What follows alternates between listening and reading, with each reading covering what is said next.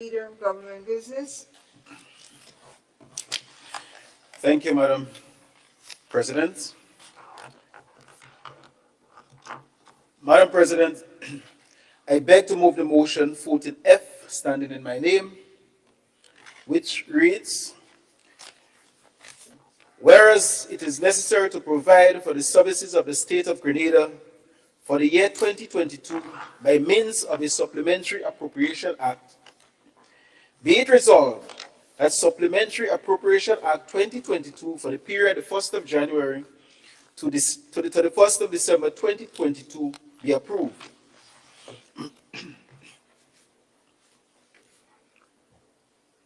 Honorable members, the question proposed is that whereas it is necessary to provide for the services of the state of Grenada for the year 2022 by means of a Supplementary Appropriation Act, be it resolved that Supplementary Appropriation Act 2022 for the period 1st January to 31st December 2022 be approved.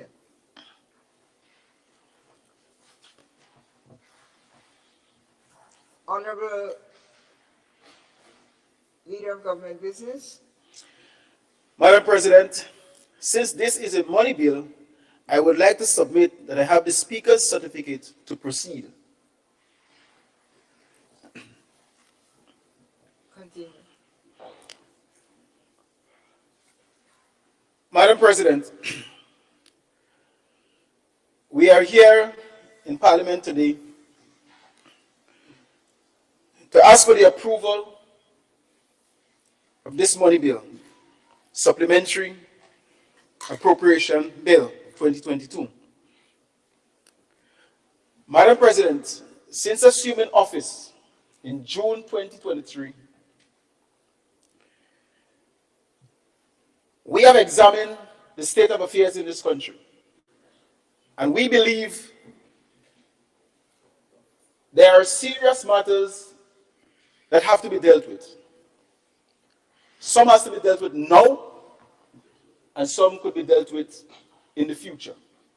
There are some immediate ones that cannot be put on hold. Despite the last administration budgeting for many of these activities, changes within the year would have made it difficult for even the past administration to implement some of those things. And being a very concerned administration in regards to putting people first, it is even more difficult for we to achieve some of the goals that have been set for the year 2022. Some of these matters, they are very, very important, and it's difficult to ask the people to hold on until 2023 budget. So in order to get them off the ground, in order to continue the service to the people, we are here today seeking that approval. Since assuming office, Madam President, we have been able to achieve some of the goals that we have set. The general public is aware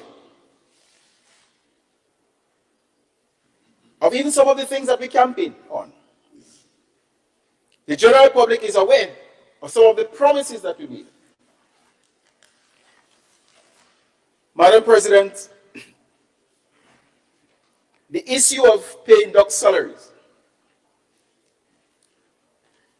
is something we promised while we were on the campaign trail, and something that the Grenadian people needed, something that the public servants and the teachers needed, something they were grieving for, something that brought about work to rule, which really and truly was not helping our society going forward. And Madam President, those promises was made not knowing when the election will be. So it was all good for the former administration maybe not to have paid that. And then it would not have been a problem to come to Parliament and ask for a supplementary budget. But the fact that the election was called in June, and we have to listen to the people and pay money like that in regards to the doc salary, then we have to be here today. The issue of pension that we have been talking about as a political organization since 2013. Madam President, the day is finally here. And we make no bones about that. The people, the workers in Grenada, Carriacou, and Petit-Martinique, who have worked for 20, 30, 40 years in the service and left the service quietly, having to resort to poverty. We are here today to seek the approval for this bill so that these people will have a different life and a change in terms of changing their lifestyle, in terms of going forward.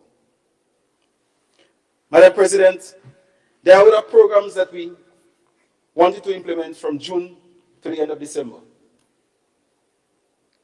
I am sure that every parent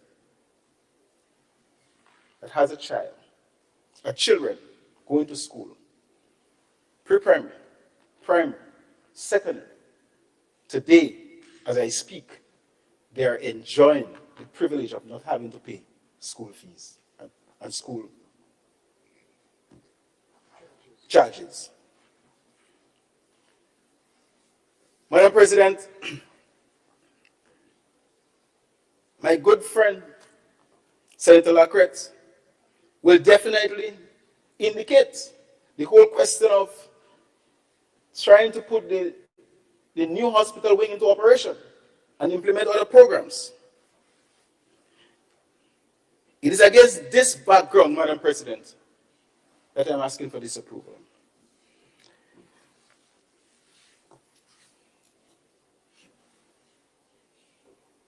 Madam President, in the Ministry of Finance,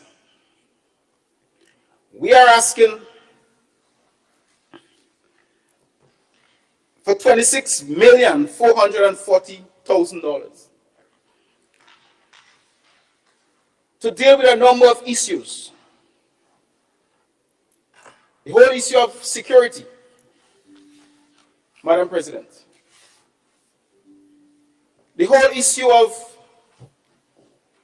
working hand in hand with GDB to make sure that some of the programs we had there to accommodate the Imanis and contract workers are being carried through.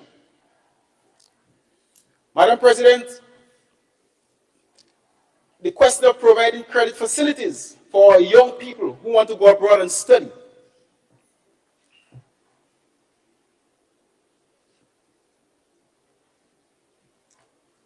And the whole question of making sure that the service providers in this country are being paid.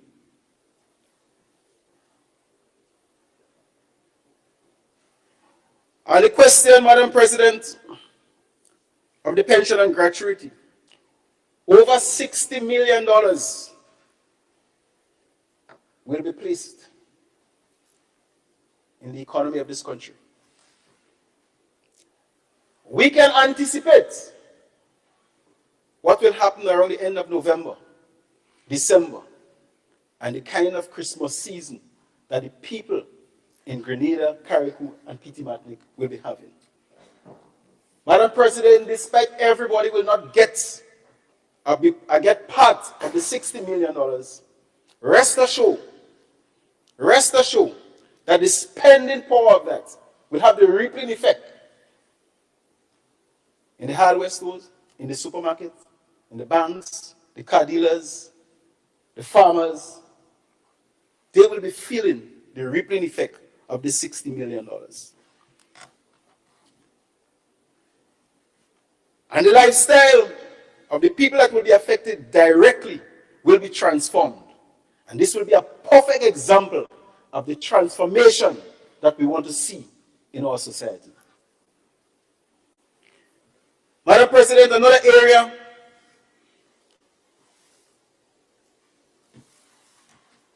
that will be much affected. We have just establish the Ministry of Implementation, Ministry of Mobilization, Implementation, and Transformation. This is a brand new ministry that we never expected and we never catered for per se, because we came in the middle of the year when budget was already running. So we need to get that ministry in order. And that ministry is important to our society. With an implementation rate in many areas of 30% or less, we cannot afford to be going outside there asking institutions and other nations for assistance.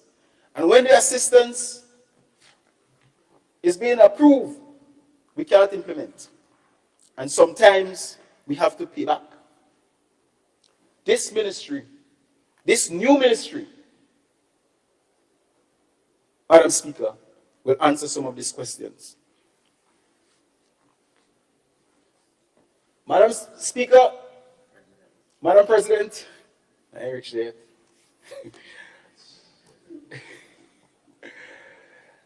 The Ministry of Infrastructure will be taking up most of that money that we are asking for. Out of that $194,702,991, the Ministry of Infrastructure, Physical Development, Public Utilities, Civil Aviation, and Transport will be taking up a big chunk of that, over $88 million. And this is necessary because the refurbishment and extension of some of government buildings must take place, Madam Speaker. The devotion program is a program that some people look forward to. It's a program, it's not the best for our people, but at this point in time, on a short-term basis, it is necessary.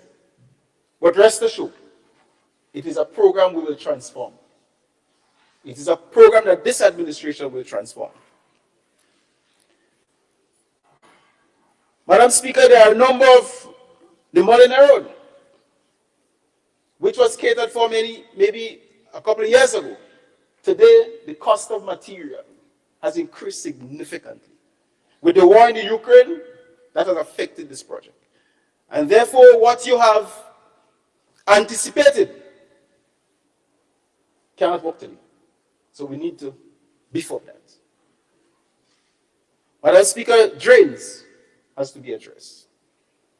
The repair of schools. We were happy to have visited all the schools on the first or second day. This administration makes sure that our presence were there. But that does not mean to say that they don't need repairs. Presently in St. David, the good alma mater of the Prime Minister have to be housed in a community center because of the repairs. So while these work are going on, and we don't know how we're paying them, because we have not approved the bill as yet. But I trust by the time we leave here, the workers will be happy to know that the bill has been approved and we are ready for them. Madam Speaker, the Ministry of Social and Community Development, Housing Affairs, and Gender Affairs will also be affected. And over $8 million they are requesting in order for the work to be done. Madam Speaker, the question of agriculture, the question of the feeder routes. Presently on my desk as I speak, there are requests from farmers in this country that they need access to their land. Gone are the days when you could have tote your donkey up the road and put 2-3 bags of nutmeg and come down with it. Gone are the days when you could have come down with a bag of nutmeg on your head and you're not holding it because you balance yourself and 2 under your arm. Farmers have advanced and they are making the progress. And the issue of access roads to their farms is of crucial importance.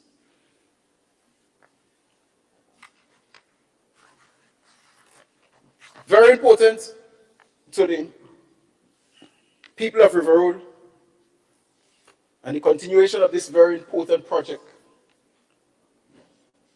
Those projects, Madam Speaker, that have started long before the war in the Ukraine and have not been completed as yet. Again, the cost of material, the freight charges is important. And therefore, I think we can justify why it is important to make sure that those things happen. As you know, Madam President, we are new kids on the block, new faces. But I think many of us are learning quite quickly. And it is important that when you're dealing with the business of our people, you want competency. And therefore, this new administration has taken on their own, without anybody making any demands, to train ourselves. And we will have continuous training. And I must mention to the Prime Minister, we may not want to just limit that training to government ministers, but we may have to extend it to parliamentarians. At the end of the day, we all are here to serve the people of Grenada, Carriacou, and Petit Martinique. But rest assured, colleagues, we will be, as the executive of this government, we will be extending that kind of training to the legislative in its entirety. Madam, last but not least, we have come to the conclusion that the police force needs a lot of manpower if they have to offer this country the kind of security that we deserve. And immediate steps will be put in place to train at least 75 policemen. Immediately, Madam President, we'll be addressing the fire truck service in Carriacou and Petit Martinique.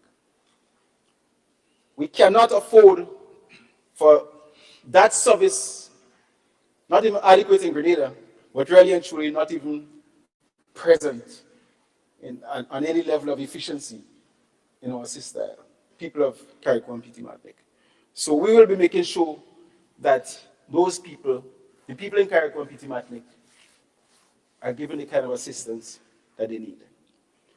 And finally, Madam Speaker, as a new government, it is our responsibility to make sure that the ambassadors that are stationed in some of our friendly countries need to come home, so that will give us the opportunity to reappoint or appoint new people. And therefore, there is a cost fixed to that. And it is important that we have sufficient funds so we can make sure that this happens.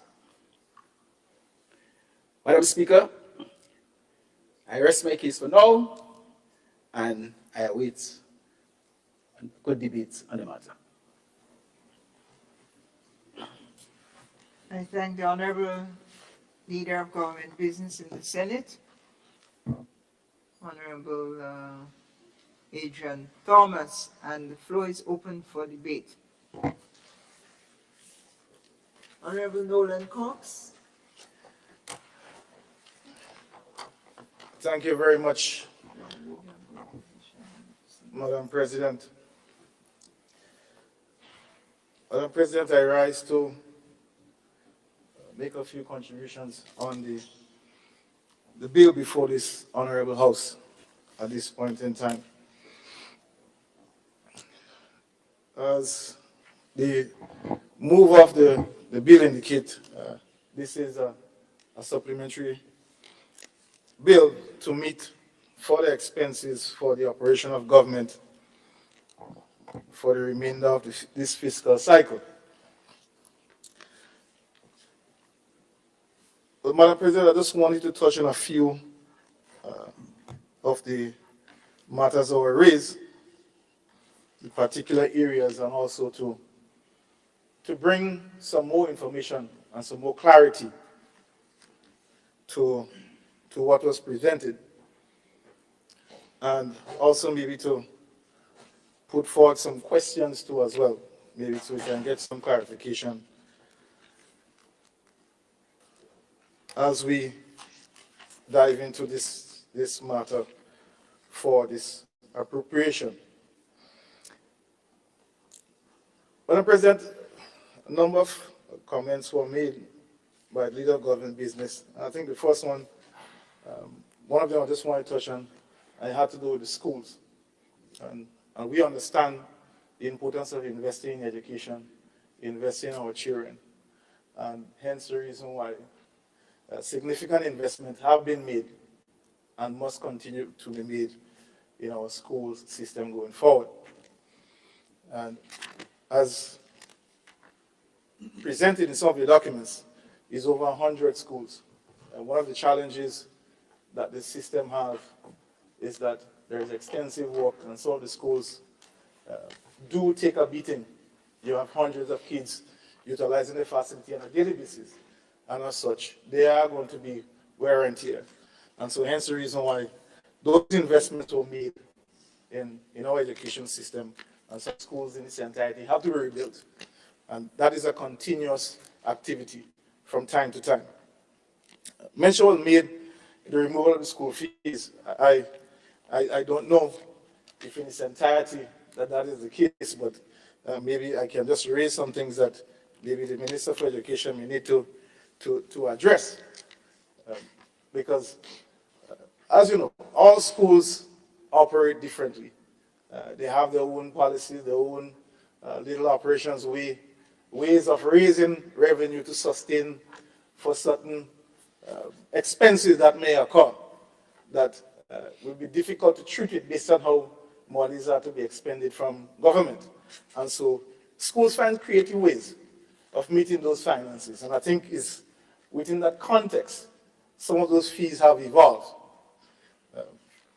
But I just say, for what is what, there are still some that the ministry may have to look into.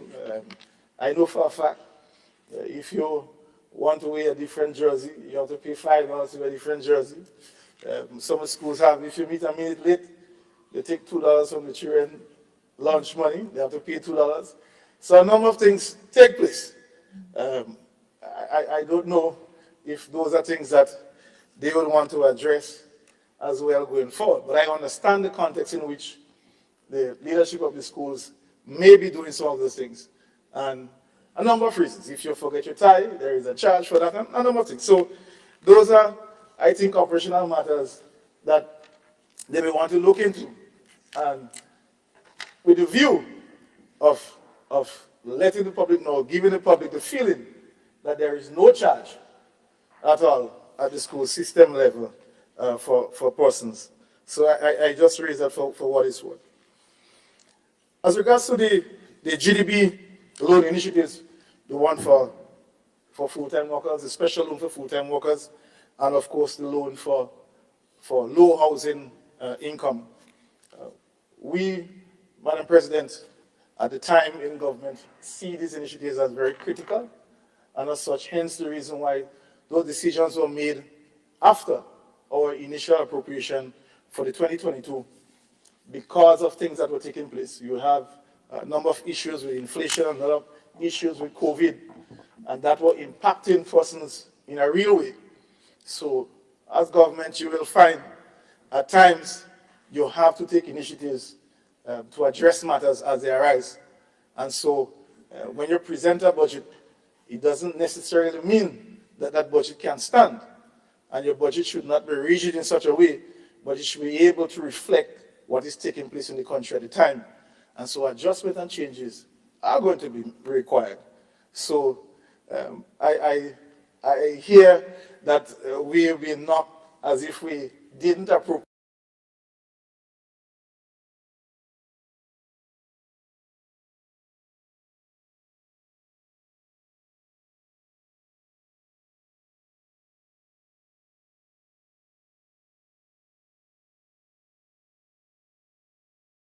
If there is anything I'm talking about, is that. So I want to ask early, I mean, what justification would my colleagues come when they come with the first supplementary appropriation bill sometime after June next year, please God. So let's see how that goes. Let's see how that goes. If they don't come with any, well then, I think that will be good for the country. Madam President, the issue of pensions and gratuity has been a long-standing issue for this country. And I think almost every family or homes have been affected in some way by this. This issue transcends beyond political parties, and it is something that has to be addressed. On my colleague from the labor movement on this side has continued, and also the former president is one of those persons who championed the cause for this issue. This is a vexing issue, and I am proud to say that the New National Party government is the only government that took any action to address this matter. And the facts is there to bear that the New National Party government did take action in that regard. While we have not gone far enough, but we did make that initiative to get this addressed. So I just want to underscore that, to say that we have always supported addressing this issue. So we look forward to the government addressing this issue going forward. We are going to provide all the support that we can from our end to support this initiative, because it's not going to be an easy task. Not at all. On the matter of infrastructure, Madam President, infrastructure is a critical sector for this country, as it impacts a number of homes, number of families, businesses, through every sector. And we have been raising concerns of some of the critical projects. And I don't want, and sometimes you get the feeling that there is a feeling on the other side that we are nitpicking or knocking. But in one breath, Madam President, you cannot tout success in 4 months and then afterwards complain when we ask about certain things that are not done. I mean, it goes, you can't have a cake and eat it. So that is something that we need to underscore. And the whole issue of the Molyneux landscape area is one that is much more than that. Is the impact, the negative impact that it has had from the time it occurred to this day. And projects are dynamic. And we have followed the project cycle in terms of getting to where we are now. Significant work has been gone into for us to get to this point. We have worked speedily as much as possible as we can.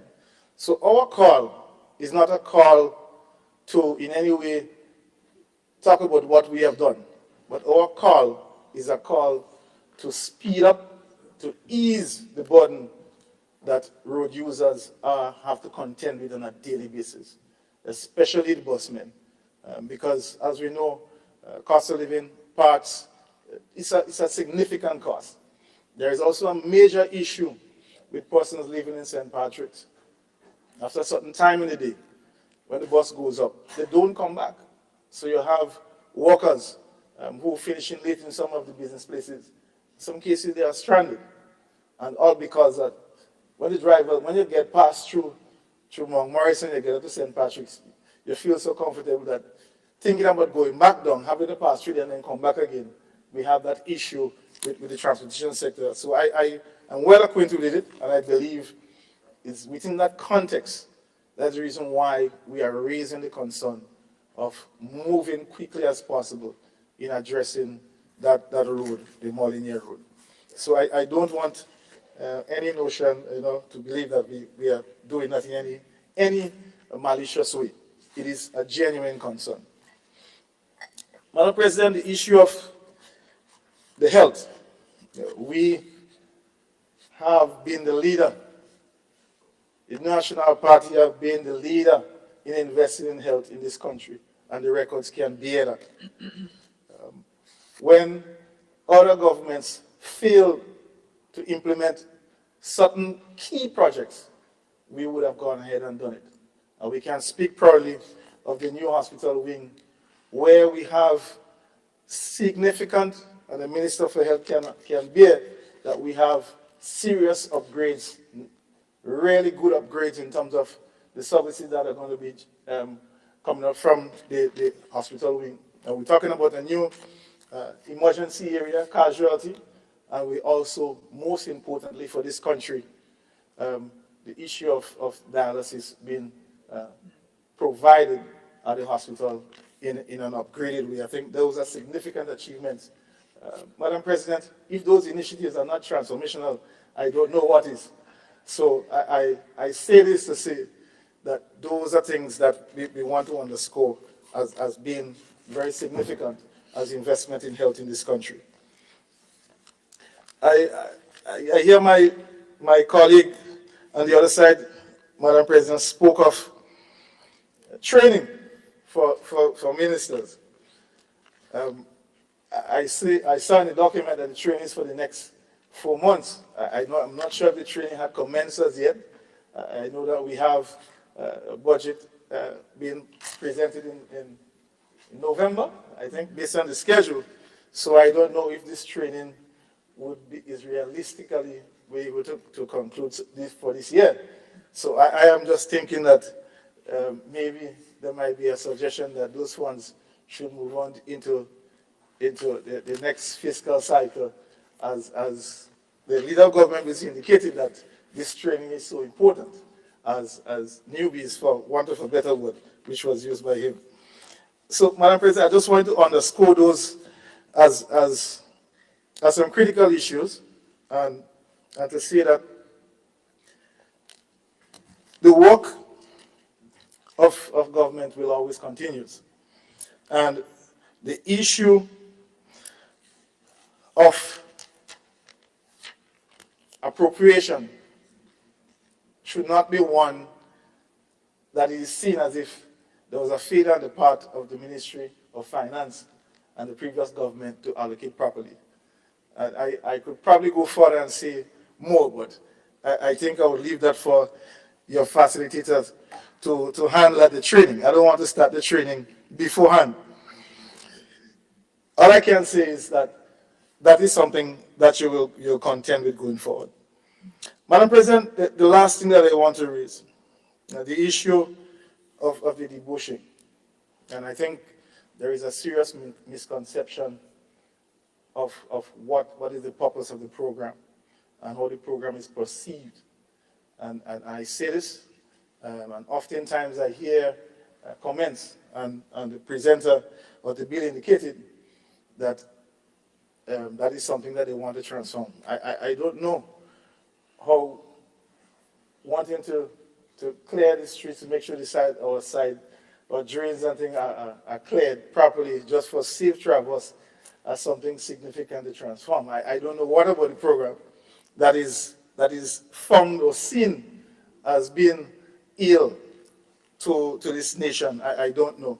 It's just ordinary people providing a service that is critical. I mean, I can tell you, I pass on roads right now.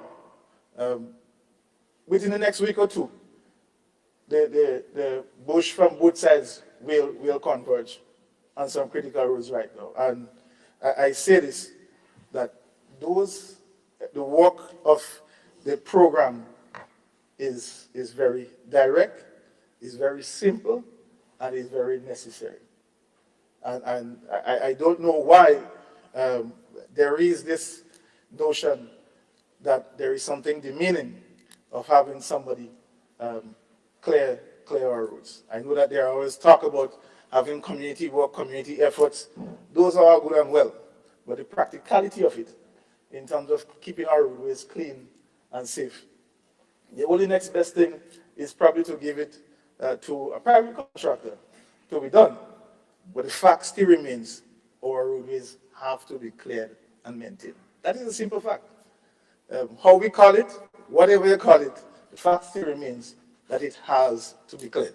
So I say this for what is what, to again reiterate that our contribution in this honorable house towards the development of this country has and continue to be one that is meaningful. And our presentation here will reflect that in every way possible. I think there was one more thing that I wanted to touch on, Madam President, and it has to do with the whole issue of, mention was made of a fire engine for Carriacou. I think that is excellent. We welcome that. The last fire engine there is probably close to leaving out its useful life. And I think that that is how it should be good. But we, the National Party government, have led the initiative in terms of improving the fire service. And as leader of government business can say for a fact that right now, we're probably soon to open St. Davis getting the new fire department, and the fire engine should be calling for St. Davis too. I thought probably I'm going to take the opportunity to mention that, but I think he's singled out Carriacou. I know probably because I'm here. That is why he's singled out Carriacou, Madam President. But nonetheless, you never know, sometimes he's already dead. Nonetheless, Madam President, I just want to say, to underscore the fact that we have been investing in those critical areas. And it has been a mandate for us to ensure that we have proper fire response throughout this entire state. And that is something that we have endeavored to do. So I'm happy that this initiative is continuing because in the interest of every single person throughout this country. So, Madam President, with these few contributions, I want to thank you for allowing me the opportunity to do so in this honorable house. I thank the Honorable Senator Nolan Cox. Thank you for your contribution. Other speakers? I see the Honorable Senator Gloria Thomas Samuel has requested the floor. You have the floor, Senator. Madam President, I rise to support the Supplementary Appropriation Bill. The Appropriation Bill is essential at this time for the effective functioning of government. Coming from the COVID situation, we are all aware of the impact which this dreaded pandemic have had on the lives and the livelihoods of our people. Many people have lost their jobs and their livelihoods, their income. This has been severely affected. SEED has served to assist people to cope. There was also a stimulus package that was put in place to offset some of the fallout of the COVID. The package, we believe, was not evenly distributed, and so many persons were still left out of receiving support. With the war in Ukraine, there has been increasing prices in goods and services the world over, and the effects we have also felt here in Grenada. And so the government has decided that there must be an increase in the assistance given to families to help them to cushion the effects. This government is a caring government that has pledged to put people first and provide opportunities for all. And so, Madam President, of special interest and concern is Carriacou. Over the years, Carriacou has been left out of the SEED program. But the Ministry of Social and Community Development, Housing and Gender Affairs has decided to include Carriacou and Pitimatlik at this time so that the residents on the Sister Isle who are in need will get some form of financial support, just as people on the mainland. And so, Madam President, a total amount of 9.1 million is requested for the Ministry of Social and Community Development, Housing and Gender Affairs. 8 million to increase SIDS benefits, assisting burial, medical, and transportation, and 1.1 million to accommodate payments to SID beneficiaries in Carriacou. Madam President, with this structured plan in place, I fully give my support to the Supplementary Appropriation Bill. Thank you. Thank you, Senator Thomas. There could easily be a migration into Carriacou, Senator Cox. They're getting a fire engine, they're getting social development in the tune of 1 million. Carriacou is on the agenda.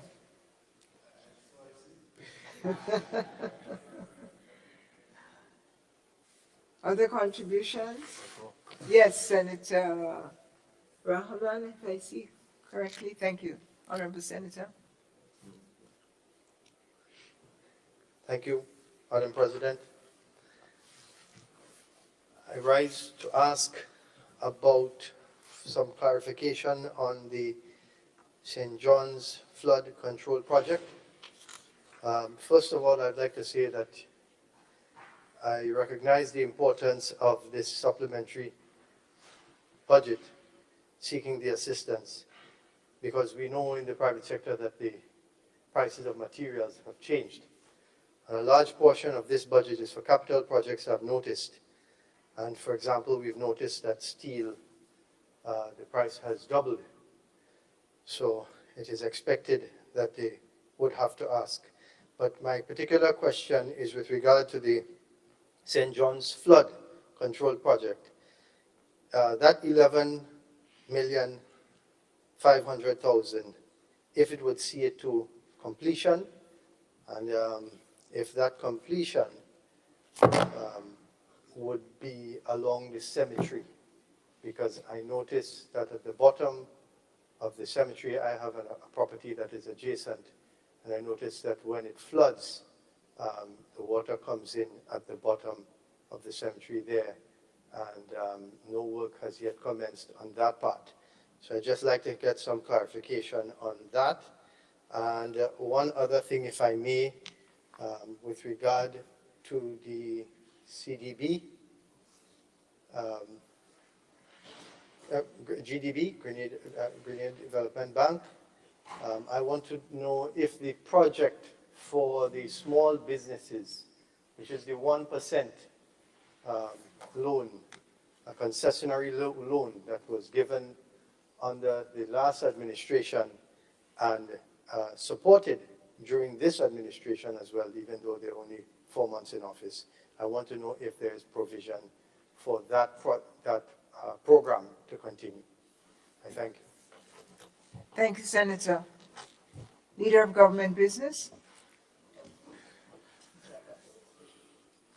Madam President, thank you very much. On the issue of the St. John's River, that 11 millions should complete the project. I cannot guarantee you that the concern that you are raising in regards to the end of the project there, I cannot, I'm not, well, I cannot give you that information.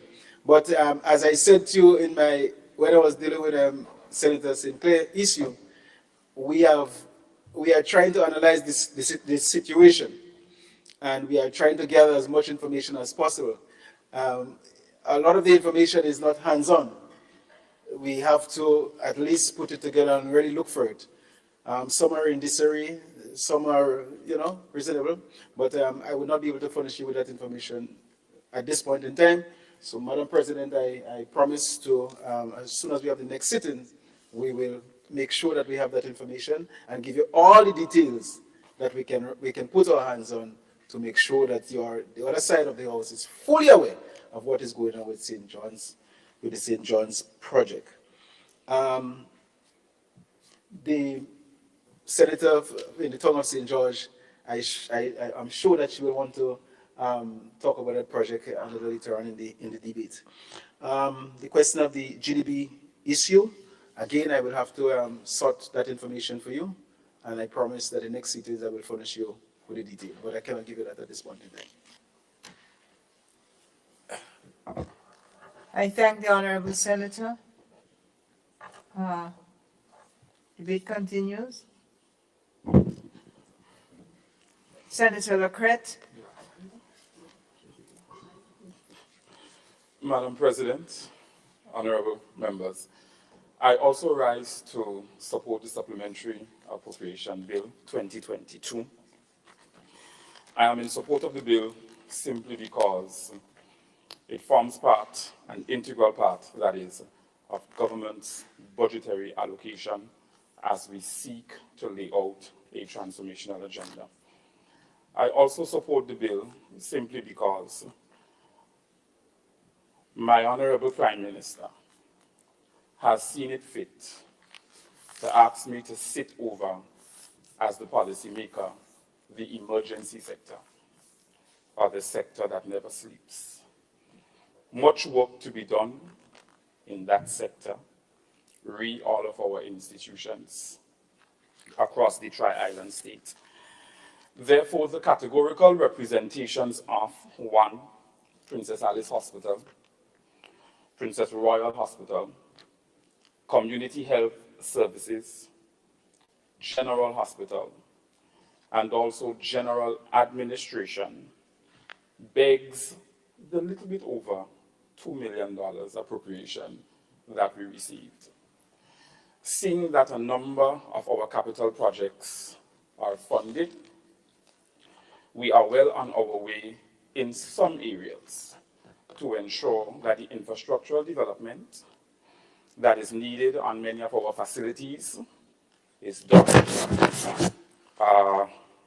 1 or 2 by the end of the year, and there are some, Madam President, it will go into 2023. It's just the reality and beyond, based on our medium-term and long-term strategic imperatives. Yes?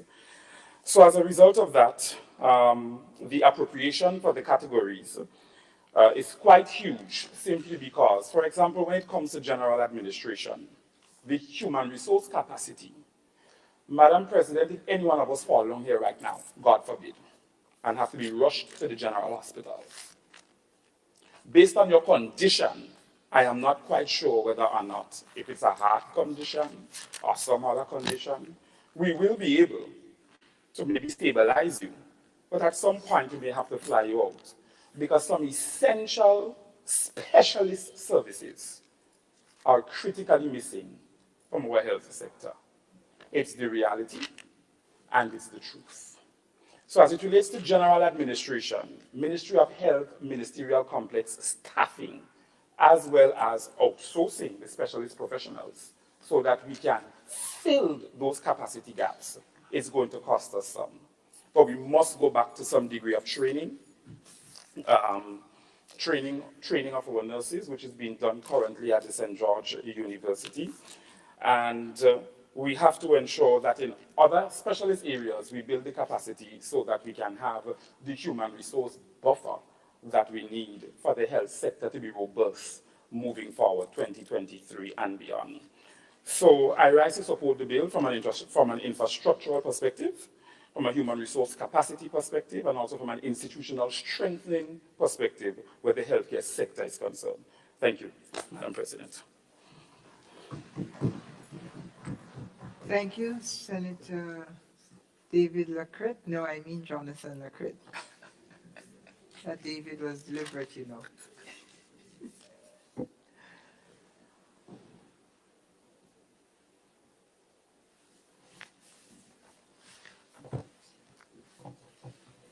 Senator Neelan Franklin, you have this floor, sir.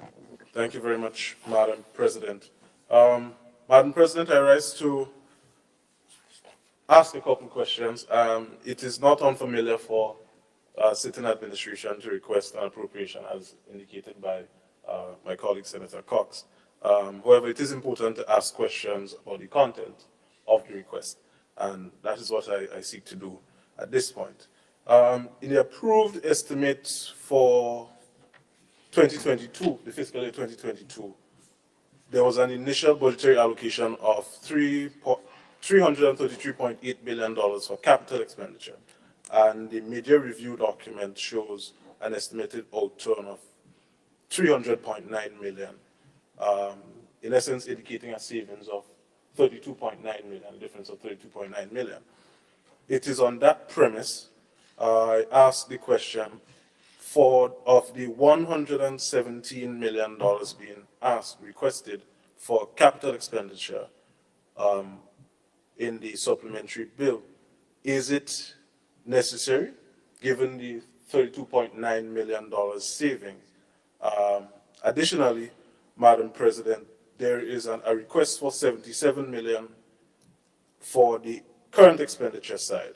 The media review document also indicates that there's an estimated saving on 4 line items there: employee compensation, wages, salaries and allowances, goods and services, and interest payments, each having shown a decrease of 2.6, 3.1, 6.2, and 6.2 respectively.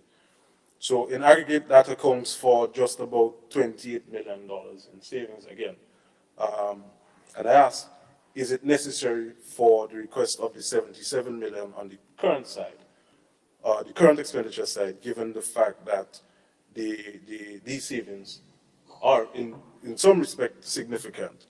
An interesting observation of the request, the supplementary, the new ministry, the Ministry of Mobilization, Implementation and Transformation, MIT. It has a nice abbreviation. There was a promise of removing contract work and whatnot, but we see an opportunity here for contract work to be removed or eliminated as promised, and there's a significant allocation under that ministry, a request rather, for contract work. So I would like some clarity on that. Also, before I close, there was, on the capital side, the honorable member indicated that there is an just over $88 million request. For the sake of it, I would ask the question. A couple of weeks ago, I saw 2 members in the community of Brazil, where I'm from, discussing the issue with a road there. And they indicated that that road, they don't want that road to be that of Molineux. So I asked the question, if that initiative is also considered in the $88 billion, it would be good if it is, and I would be happy, and I'm sure the people of Brazil will be happy if that has been considered rather. And lastly, as it relates to the removal of the school fees as indicated, it is a good initiative, but one would think logically that if the schools no longer have that opportunity to collect, government would have to step in to buffer. And I asked the question of the $2.21 million requested for the recurrent side of the budget for the Ministry of Education, if that was considered to buffer the removal of the school fees there. Thank you, Madam President. Thank you for your questions, Senator Franklin. Perhaps we can get other questions and consolidate those. Senator Douglas, you have the floor, madam. Thank you, Madam President. Madam President, I rise to support most of the content of the Appropriation Bill 2022.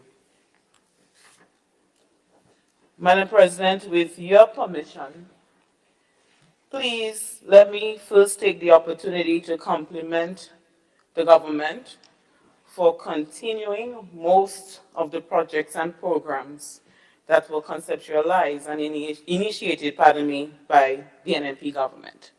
Thank you for that.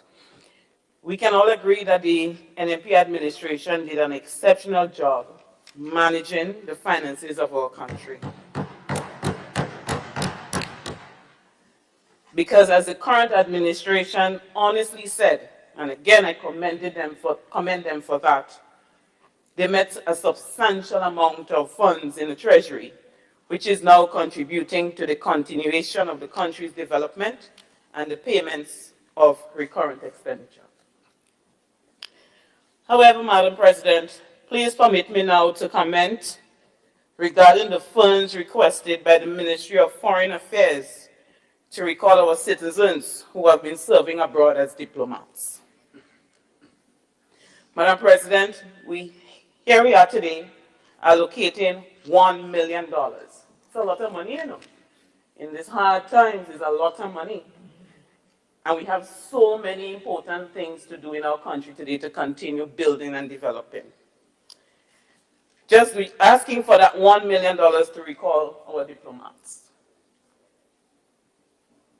Couldn't we use that $1 million or some of it to provide life-saving medicine or other vital needs, especially for the poor and the vulnerable? I'm asking. Madam President, grant me the permission to please ask, and I want us to think about it deeply as colleagues here. Is it really necessary? And maybe the answer is yes, I don't know, but we need to ask ourselves the question. Is it necessary to spend that $1 million now to bring back diplomats? It is an undeniable fact that over many, many years, this recall has been a practice. We could all agree to that. Because somehow every new government does not feel comfortable with its own citizens, our own people, appointed by another government to continue the work. And we need to ask ourselves the question, why? Some say that they might sabotage the new government, but if you sabotage the government, you sabotage Grenada. You sabotage the entire nation, so what benefit it has? Others may say that they must be rooted out and isolated, but why? It's about nation building and representation of our nation, our little Grenada that is just a pin on the map, you know. Madam President, the question to us as Grenadians right now, and I'm very passionate about that, today, whether or not this policy was done in the past, whether it is still necessary, or if it makes it right, is it worthwhile? When will this practice end? Because it cost us as a nation. We all agree that a government has the right. But what are the implications in this exercise or non-exercise of that right in a small country as ours, where everyone is almost related and knows everyone? I further ask, Madam President, please allow me, what yardstick is used or measurement or historical analysis that advises this practice, which instructs us that diplomats, whether politically appointed or those who are called career diplomats, cannot work under several governments? So we need to assess ourselves. We need to make sure that we are assessing, our diplomats and making the right decision, not just for them, but for our country. Why are they now labeled as indecent people with no common sense? And I will further state, why are they insulted and referred to, pardon me, as people who were picked up by the side of the road and put into a microwave, then came out and called diplomats? So when I listen to these things, and other people are listening to this, it hurts because our words are very powerful. And we have to be very mindful of the words. Am I asking who said it? Yes? It was said in one of your meetings in New York by the Minister of Foreign Affairs. It's there.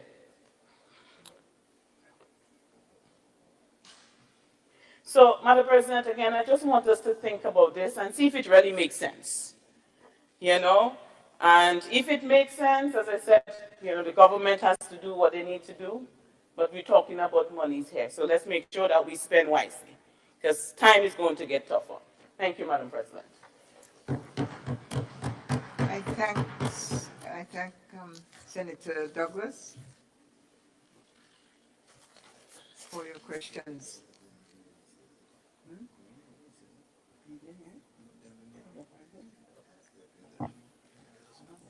Senator David Andrew. Madam President, I rise to give my full support to this appropriation bill. But even before I expound on why I do so from the figures themselves, I take the opportunity to respond to a few of the questions and concerns raised by members, honorable members on the other side that pertain to the ministry that I have the mandate to give leadership, policy leadership to. So let me start.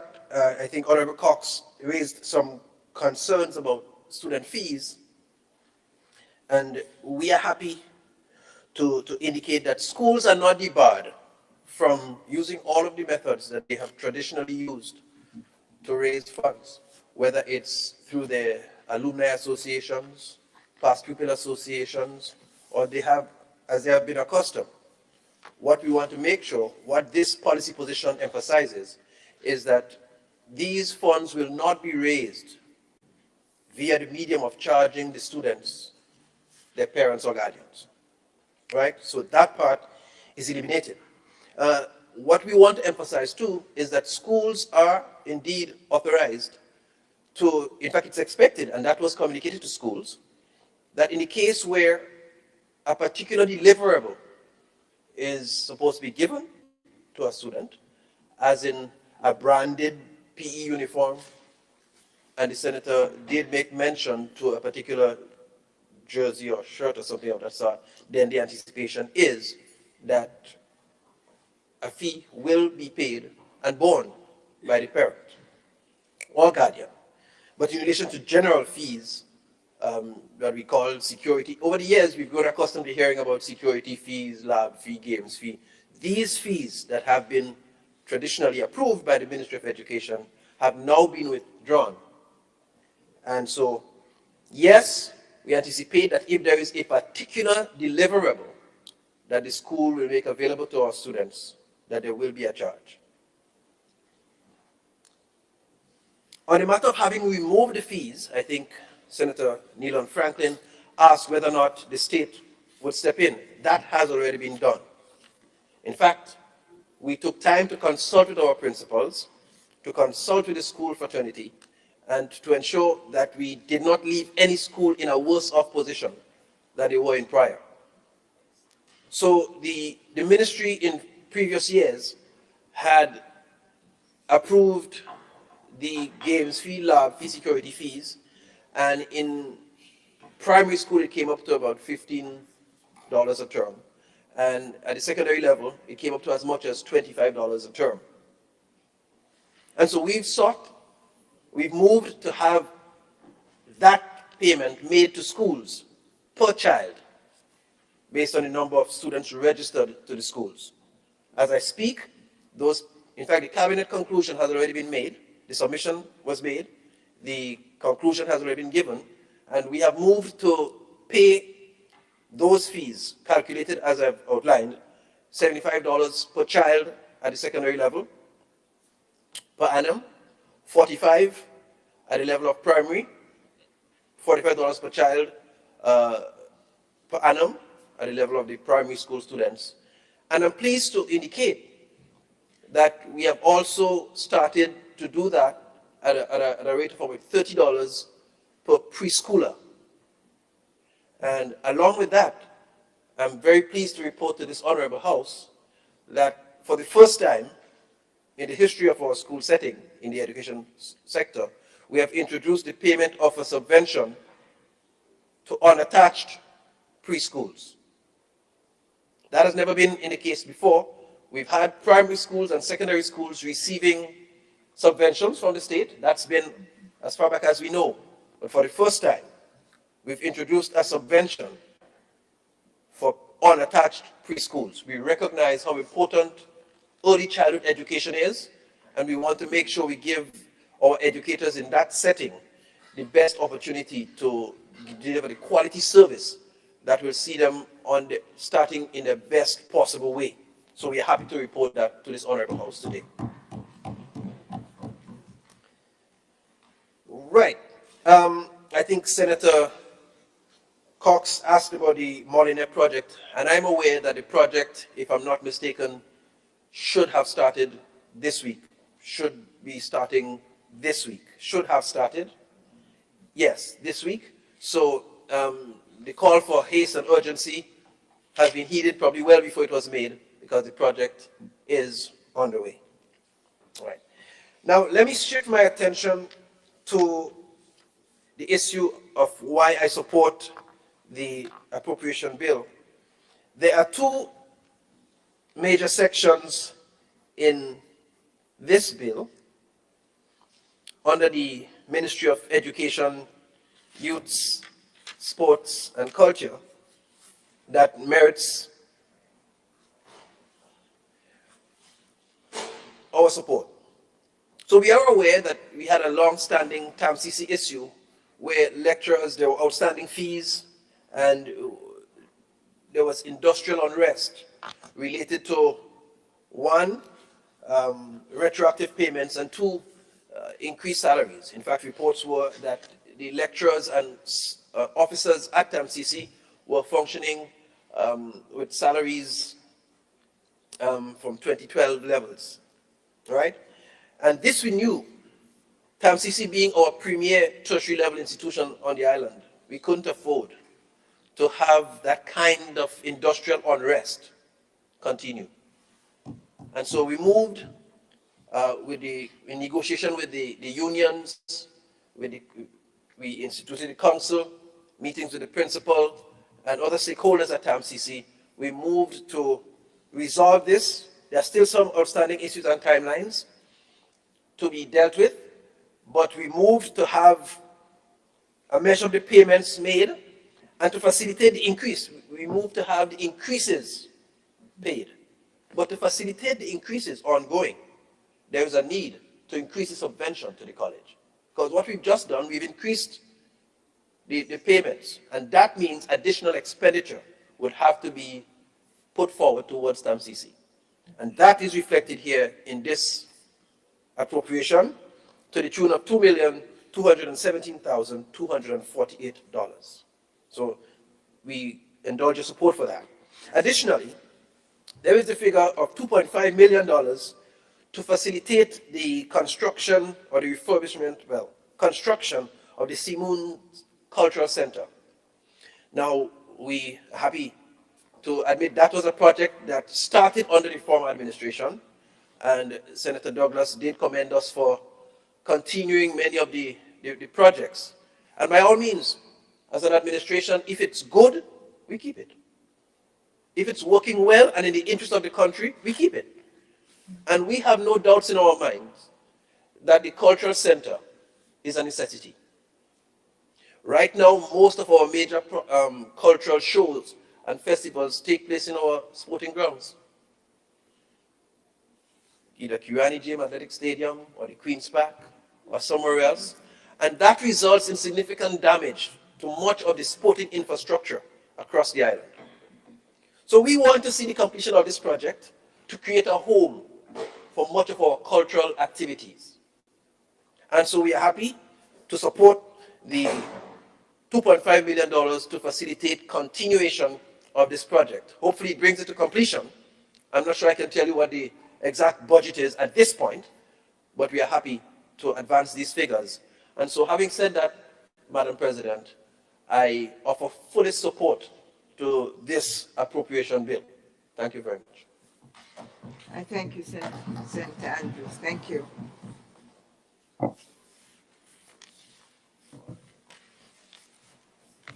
Senator Roderick Sinclair. Thank you, Madam President.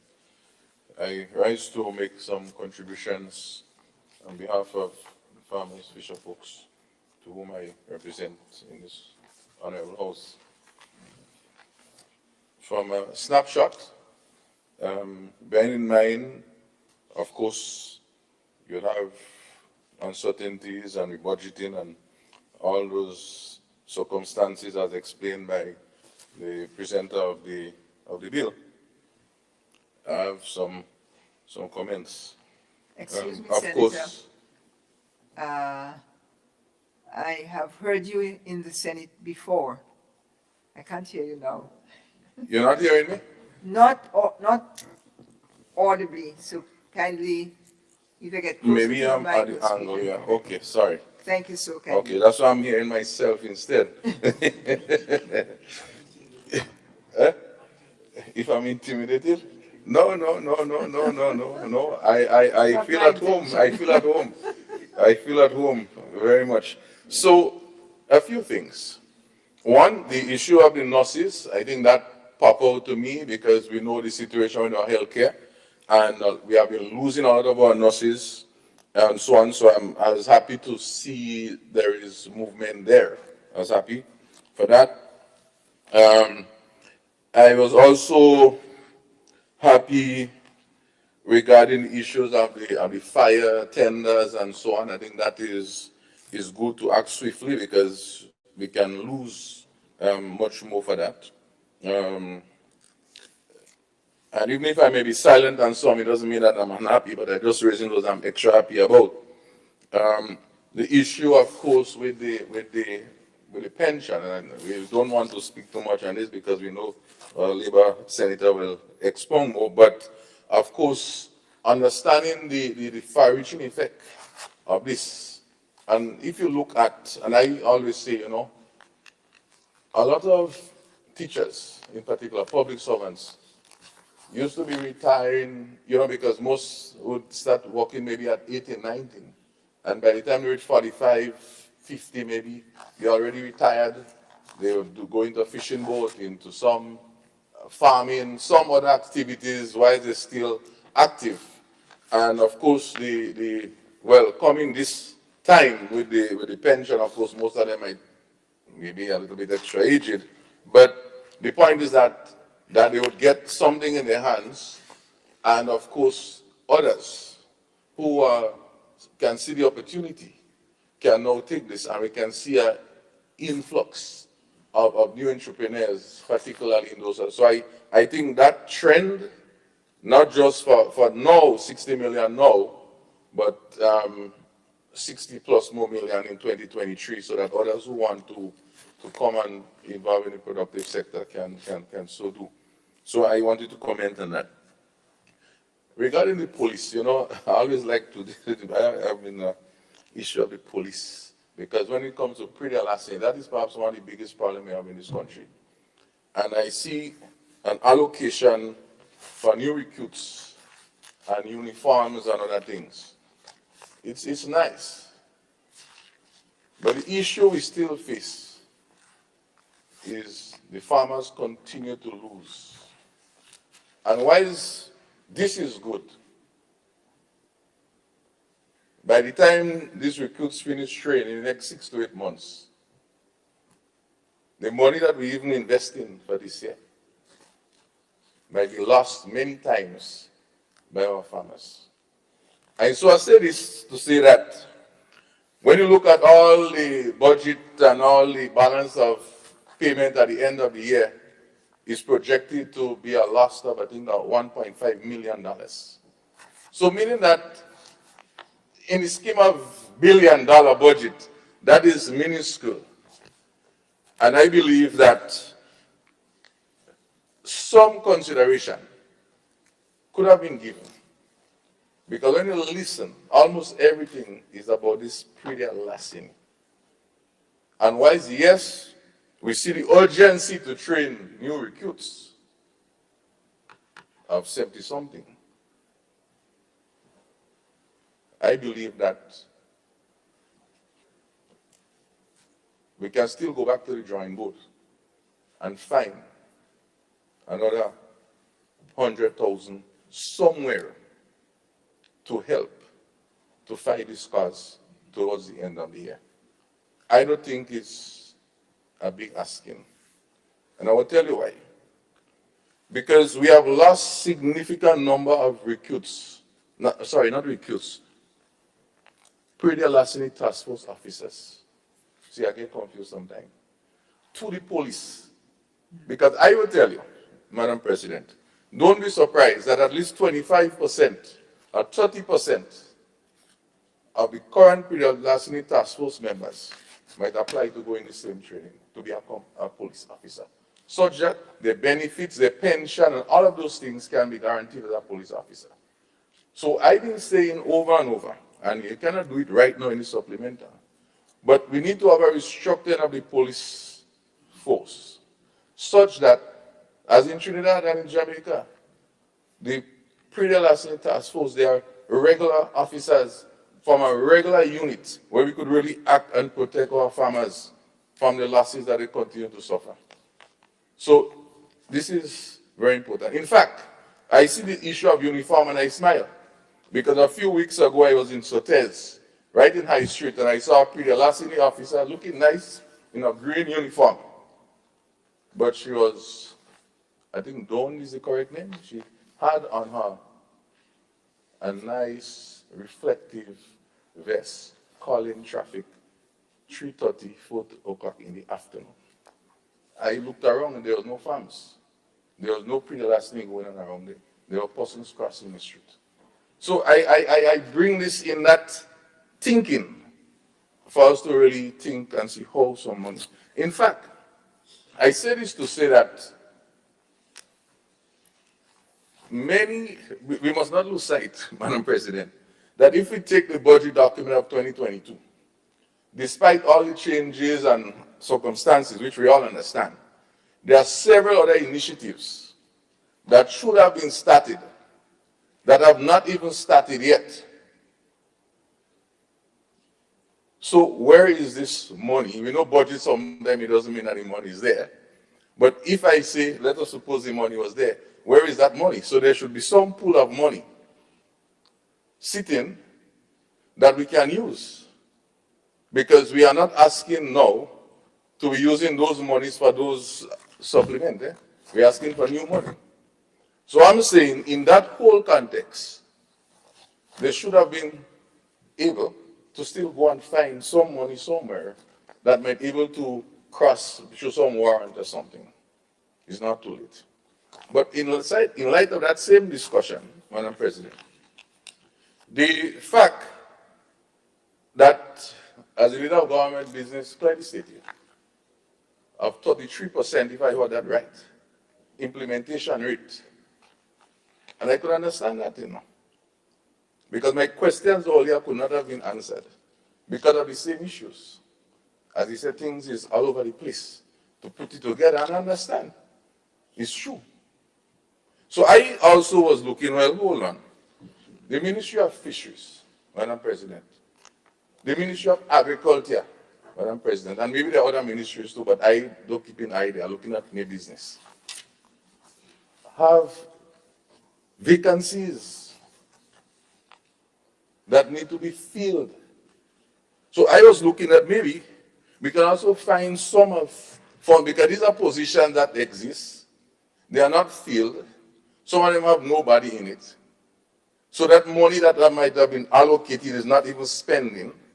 So if we could have at least find to fill some of these between now and December so we can able to get some of these things going, I would have liked to see this in here. And I don't think that is new money. Right? You will say, well, it's not supplemental because the money was there.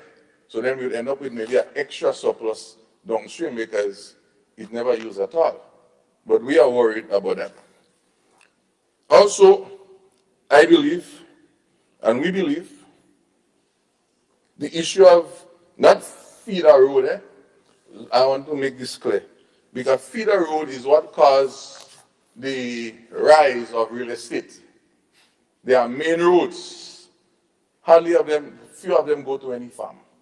They would bring you to maybe close to what we call a farm road, whereby, and well explained by leader of government business, it's not necessarily you have some vehicle that could go there, four-wheel drive, could drive on that road, so you don't need no fancy asphalt.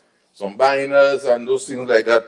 And I believe that, notwithstanding the heavy rains that we are having now, bearing in mind all of those, some consideration again could have been given to able to at least address some of these roads so that we can know where we're getting food come December. And that's a different discussion and we'll talk about later on.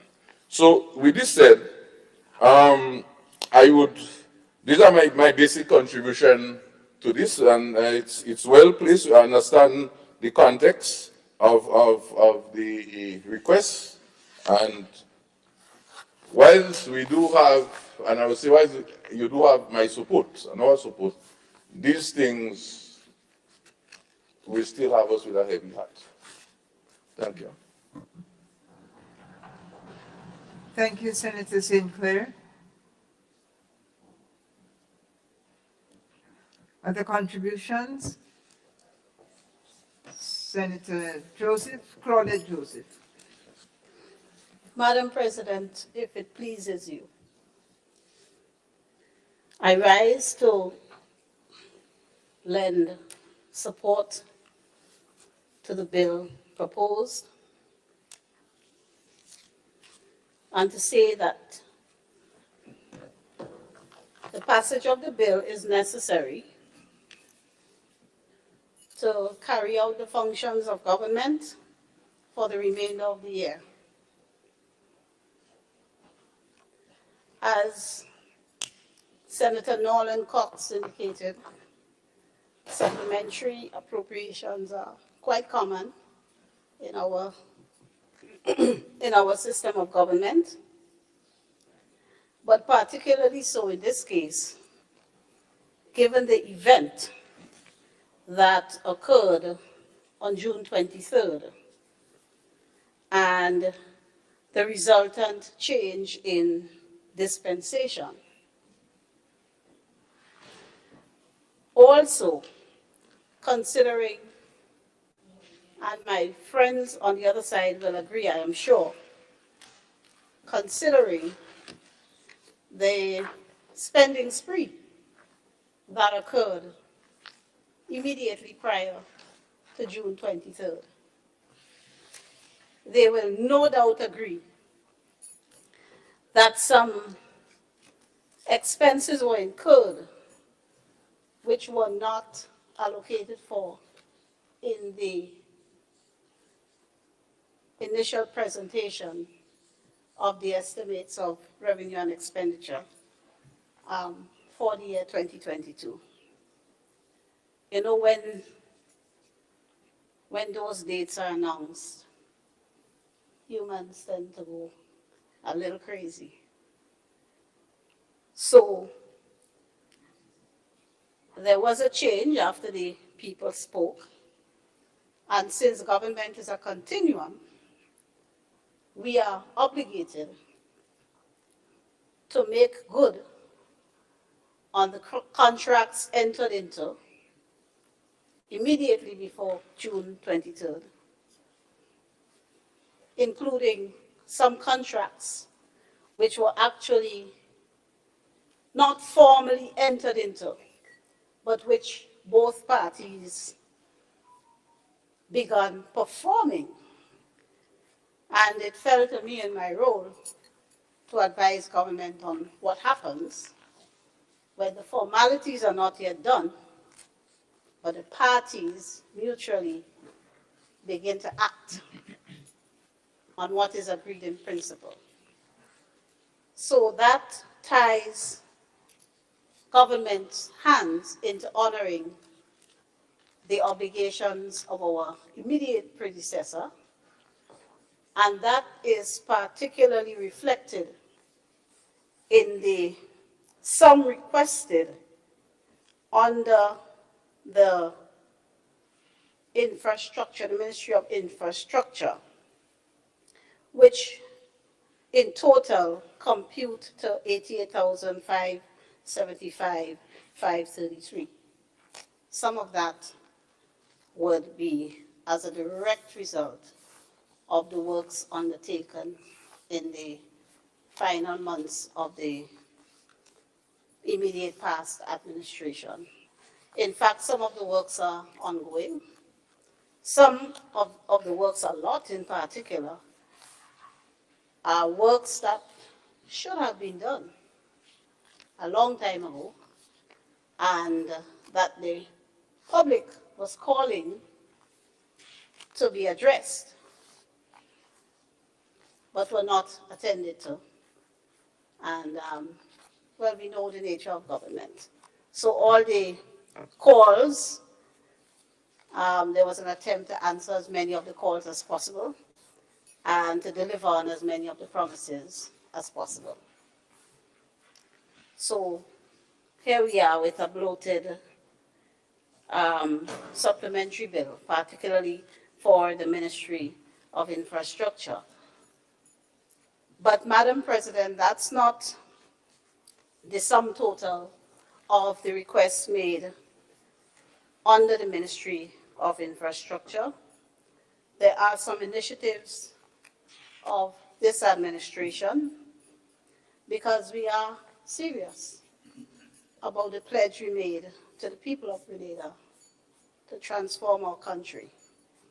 And we invite and call on our colleagues on the other side to join with us and support us and work with us in the transformation effort. I guarantee you, such posture will not be inimical to your desire or your quest to once more form the government. It will reflect well on you to buy into the transformation agenda, because that's what the people of Grenada favored. So, in that regard, we will undertake such efforts as securing the fire tender for the people of Carriacou and Petit Martinique. And by the way, let me say to you, the people of Carriacou and Petit Martinique, in the Honorable Tevin Andrew, you could not have picked a better advocate. He comes religiously to the cabinet every week and fights for Carriacou and Petit Martinique. Sometimes we had to tell him, take it easy, man, there are 14 other constituencies.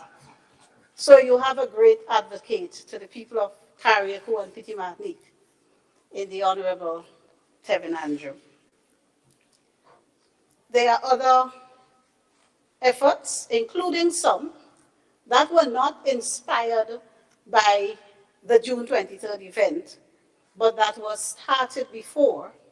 And as my brother and colleague, Senator David Andrew indicated, if it's good, we keep it. If it makes sense, we continue it. And so, for example, the renovation of some of the government buildings, these are matters that we are obliged to continue, because the reality is, in relation to some government buildings, there are issues of the health and safety of workers. And we want to do right by the workers of Grenada, to stand with the workers of Grenada, and to ensure that we provide for them a safe system of work in all regards. So particularly in the government buildings around the older buildings, you find there are issues with mold and that kind of thing. So a lot of the government buildings do need repair work so that the environment is better for the workers.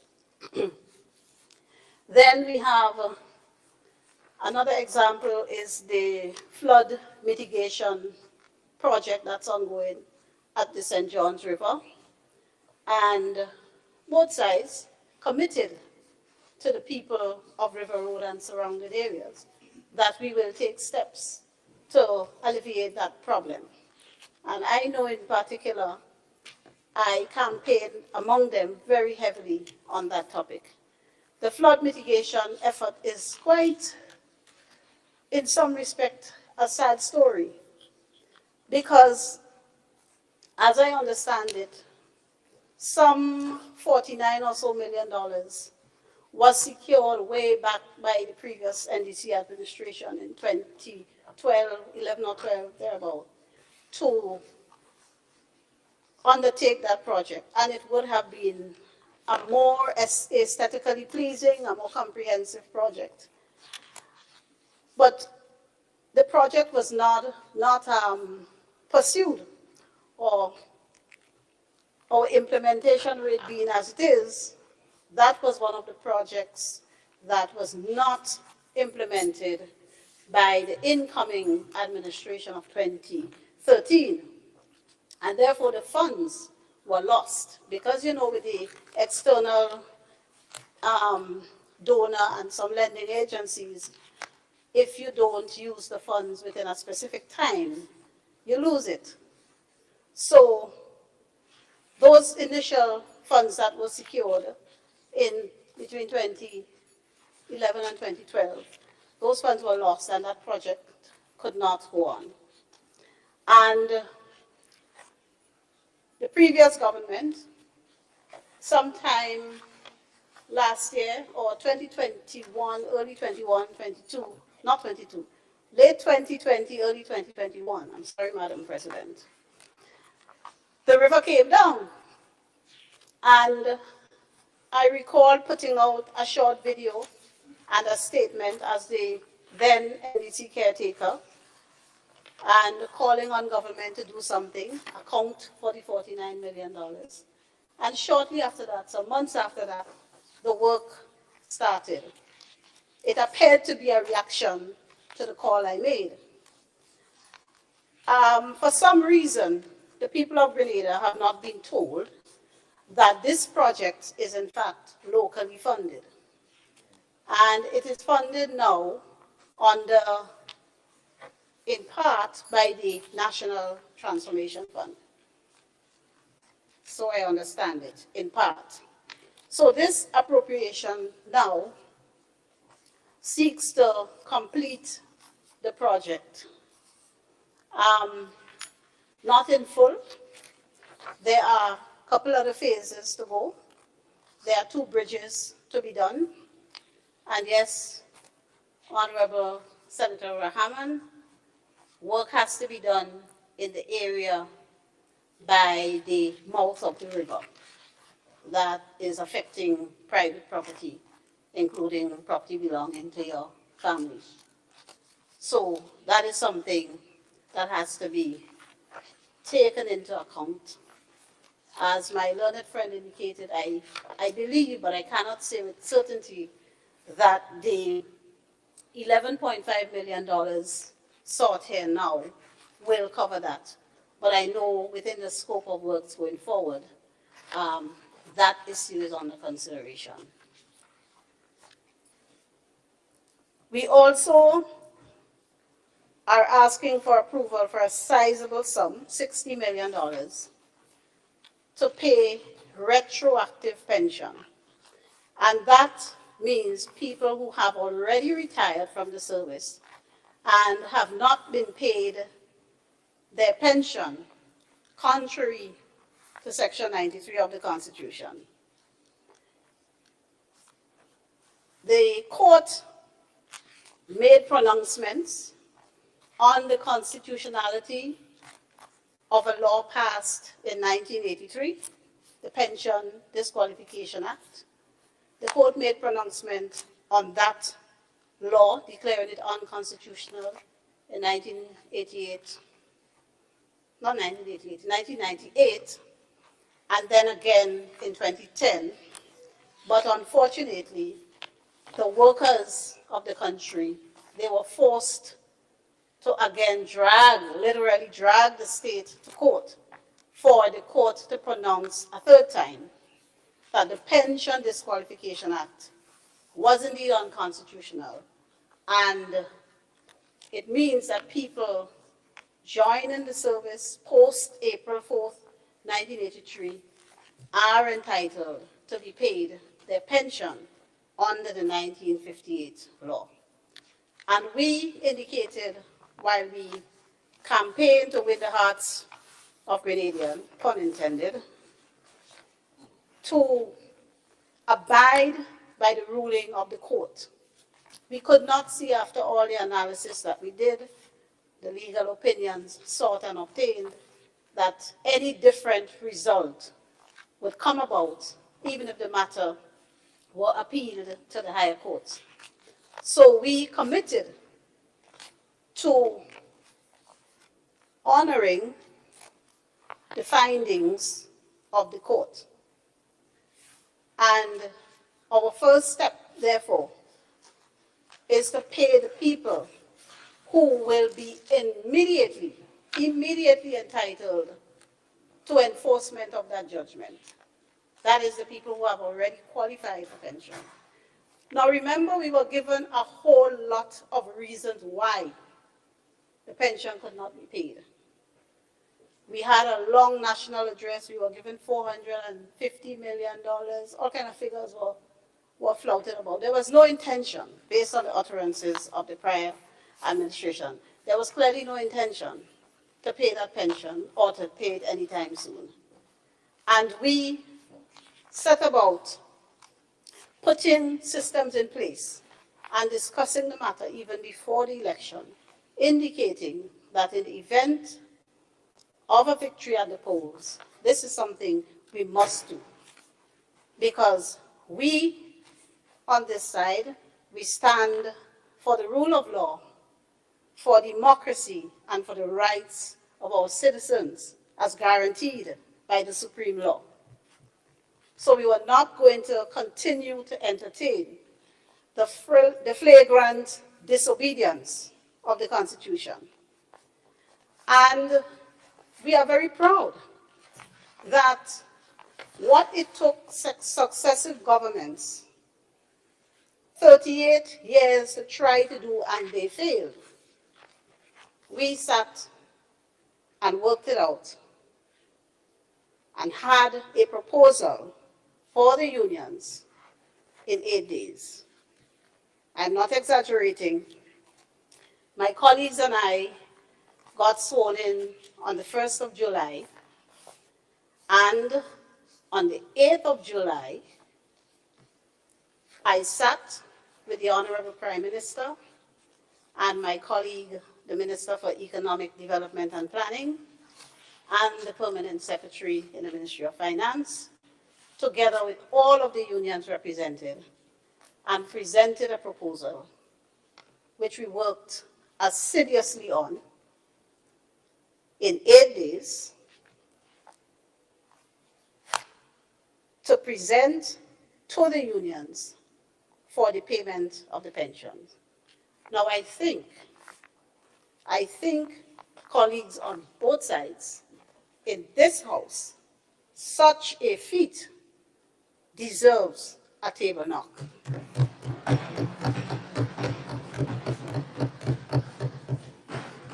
So we made the proposal to the unions, and we gave the unions 30 days to review it, analyze it, work back the figures, tell us if we're right, tell us if there was a better model they would propose, tell us if we made any mistakes in computing the figure. 30 days, come back with your input, and then we move forward. And well, I imagine they did look and scrutinize, and they found no flaws because they didn't come back. So we are moving forward, and the Pension Secretariat is just down the road from here, and we look very much forward to making initial payments on November 30th and going forward. That said, we also raised the issue of contract work and how unfair contract work is, whether it's taking place in the public sector or the private sector, and the need to regularize as much as we can contract workers. But let's be straight. We're going to be straight with the nation. Contract work and pension reform must go together, because we commit to pay the retroactive pension, and we are doing so. We understand the import of the ruling of the court, but so as not to do severe damage, perhaps even irreparable damage to our economy in the long run, we must work out a pension plan going forward that's sustainable. Because as it stands now, when people retire, they are entitled to NIS, that's public servants I mean, they are entitled to NIS plus government pension, and government pension is a non-contributory pension, which means the government alone pays everything into the pension fund, plus under the NIS law, the government pays 6% into the NIS, into the National Insurance Fund.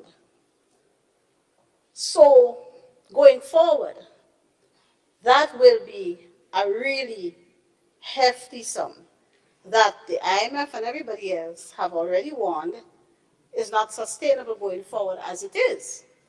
Plus, if we regularize contract workers across the board without at the same time treating with pension reform, what do?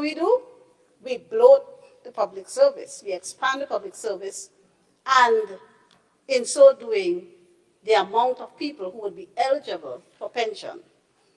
So we call on our friends in the labor movement to sit with us and work out an acceptable mode going forward, where everyone will be happy, where we will not leave an unbearable financial burden for those who come after us, and where those who retire going forward will not have to retire into poverty. So I look forward to Mr. President, my learned friend, and his colleagues in the union.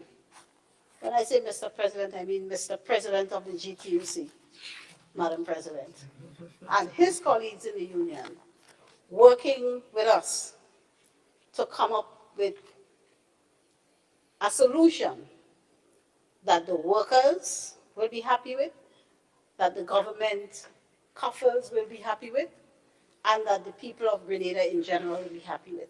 And that, in the case of contract workers, a solution that we can relatively easily translate to the private sector, because the government, in a sense, has set a bad example. The private sector is doing it as well.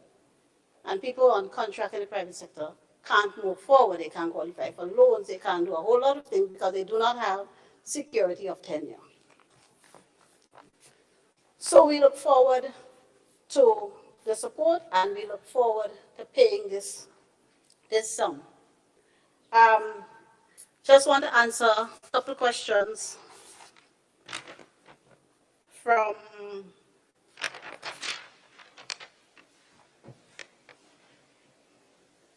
right. So, my friend, I hope in the explanation I just gave my learned friend, Mr. Franklin, Senator Franklin, I hope in the explanation I just gave in relation to regularizing contract workers, I have answered your question as to why some of the workers who are retained by the MIT, the new MIT ministry, are actually on contract. There's another thing. On attaining office, we met some arrangements that government had already made, our predecessor had already made with people for contracts. And the terms had been agreed, but the contracts had not yet been signed. And in most instances, we must act with decency and acknowledge government as a continuum. And if we have no good reason for not proceeding to sign a contract that our predecessor entered into, we sign the contract. Right? New people coming into the service, into the service, whether it's MIT or any other ministry, by and large, they enter on contract, because we cannot go regularizing some and not the other. We cannot, for example, in fairness, bring new people into the service as established, and then you have contract workers already in the service, 10, 15, some 20 years on contract, and we're telling them, wait till we regularize, while we hire new people straight in because we say we're going to regularize. So I hope I'm clear, and you see the propriety with which we are attempting to treat with this matter. Because it would be reasonable, if you're regularizing contract workers, to regularize first the ones who are in the system and have been on contract for a long time, not the new people coming. So I hope that explains why it is being done like that in some respects. And finally, Madam President, the issue of the diplomats. My learned friend, Senator Douglas. When administration changes, by and large, the diplomats are recalled. That's a fact of life. Because unfortunately, over the last 30 or so years, we've moved away from hiring career diplomats. And in some instances, career diplomats were recalled for no good reason, except that a particular leader felt they weren't supporting. And what we have is when the diplomats are recalled, they are replaced by party hacks. So naturally, when there's a change, and it's not unique to Grenada, yeah? It's not unique, it happens all over. The diplomats have to be recalled. What we want to do, or what we are doing in this administration, is treating our Grenadian servants, workers, public servants, with dignity and respect. And when we are going to repatriate our diplomats, we must make sure and do so properly. Properly recall them, give them some time to transition, give them some time to pack up all their belongings, and to come back home decently and in a dignified way. And there is precedent for this, Madam President. In 2008, 2009, I did a case for a diplomat who was yanked from her posting in a very demoralizing manner. And it cost her more than twice as much as it should have cost her to get here. And government didn't take care of her well. And on her behalf, I sued the government. And we got a nice judgment. So there's precedent, and I know the precedent well. So I am particularly careful in advising my government to bring people back home properly and with dignity, right? They are our people.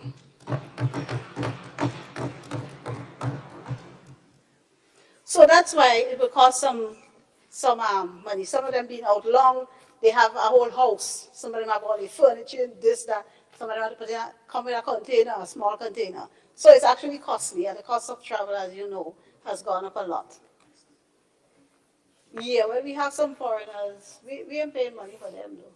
Yeah. the money is mainly to bring back our own people, right? So what we've done is a total recall. And it may or may not be that some people will be reappointed. Because as you say, Senator, we are trying to move away from this sort of insularity that has plagued us. We're trying to get the best people for the job, not necessarily the people who support us best. So, Madam President, with all of that said, I support the bill, and I ask for the support of all of my colleagues on the other side. I think that only leaves you, I'm picking on you today, that only leaves you, Senator Lewis, and I expect you to support the bill, or at least the part dealing with the pension. Thank you, Madam President. Thank you. Thank you very much, Senator Joseph. Senator Andre Lewis, you have the floor, sir. Thank you.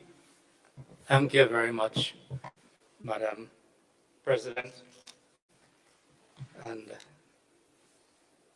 I am obligated to inform my good colleagues, we are very good friends, colleagues, on the other side that for a moment, just a part of my fellow colleague Senator Joseph's presentation. For a moment, I thought I was listening to the former administration on the question of, I know that the court has spoken on what our pension entitlement is. I know the court has spoken on the aspect of its constitutionality. And I'm also fully aware that Section 29(5) of our Employment Act does not make any relationship between the types of contract, in terms of permanency of contract, and any of the suggestions, and I'm saying suggestions, or pronouncements made by my colleague on the other side. So this is just a late sort of addition to my comments, but it is important because it will be recorded in the answer. And because the world is listening, and because our members are listening, and because we are clear as to what led to the fight over the many years that led to dock salaries, which I'll come to in a while, and you must be commended for all that has been done. So I'm putting that on the table. We cannot go back there. And we cannot set ourselves up in person to sort of inform our members that there is something to be worked out as to amending the pension. That I will address later, because there's a motion to that effect, to give support to all that has been told to us. And because my friend through you, Madam President, Senator Joseph made mention of a meeting that we engaged the Prime Minister in, I may not have spoken about it because it was an engagement between the unions and the associations. But because my dear Senator made mention of it, and to indicate that I was present, I will also indicate that that commitment was given, that apart from paying the retroactive pension in relation to once someone retires now and going forward will be paid. That meeting, my reflection was on the 7th of July. I stand corrected by my good friend. That is the 8th of July. So for the avoidance of doubt, lest it be said that I remain silent, and they say silence is consent, which I do not agree with. Silence can never be consent. But there's this perception in our culture. I want it to be clear that we are not going back to the days of the past administration that sought to change our pension, that caused us to march the streets in rain, thunder, and lightning, that caused our leaders to be questioned and arrested, that caused our members' salaries to be docked. We are of the opinion, based on the judgment and the acceptance of the government, that these days are long behind us. So that's the pension. Now the question of permanency, that commitment that was given, that workers will be made permanent, we expect this to be fulfilled and not to be traded one for the other. That was never part of the conversation. That sounds more like my good colleague here, and I will single him out because this is about the nation's business. I mean, he is a bit more refined than one of our colleagues from the other side who really, went after us and spoke about there is no legal obligation. Yes?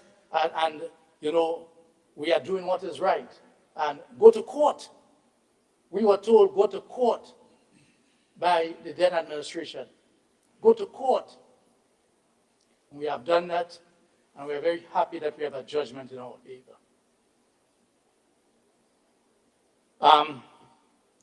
I also think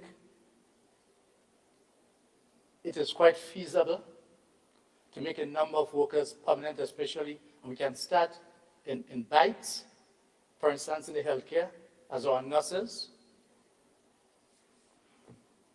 And there's nothing which says that all workers have to be made permanent at the same time. We will love that. We will love to wake up a day and hear a pronouncement that everyone who has served beyond let us say 3 months, as an example. Because under the labor code, it says that 3 months for skilled and 1 month for unskilled. But we also know that within the public service, that there are other regulations that may speak about a longer period for certain types of work. And we are seeing that once all these conditions are met, the workers ought to be made permanent. We would love to hear it, but we also recognize that there will be some issues that may need to be addressed.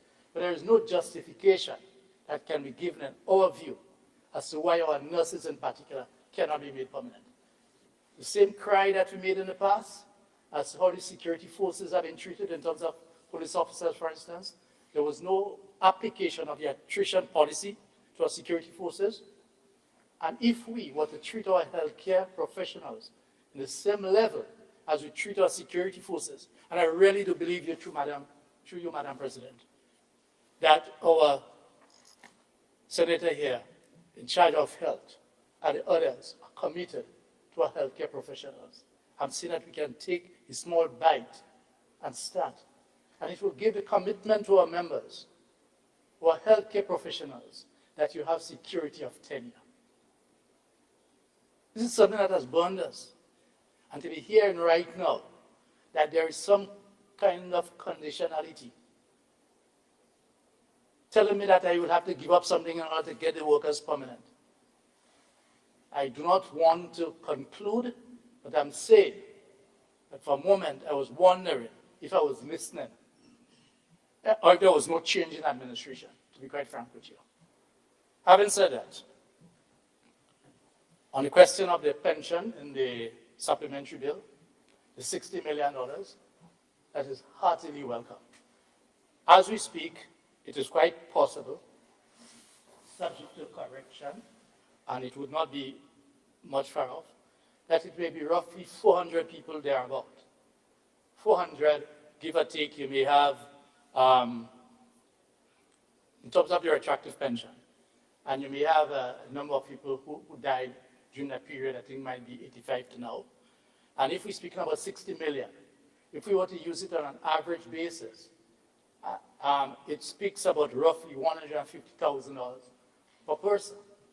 Now, obviously, it is average, so some will be more, some will be less, based on your salary. And that is really good for economy. That is extremely good for economy. Think about what this current administration has done by immediately accepting the judgment of the court. And the judgment of the court, I wish to repeat, has nothing to do with retroactive pension. It has to do with pension. Retroactive means that had the laws not been violated, people would have received their payments, and those who are going will continue to receive. Psychologically, for our Grenadian workers and for our Grenadian people, whether you're a public officer or not, that was a relief. We felt that veil lifted. We felt that veil lifted because we know that a number of our members and their families, the level of poverty that visited them after retirement. And this is highly commendable.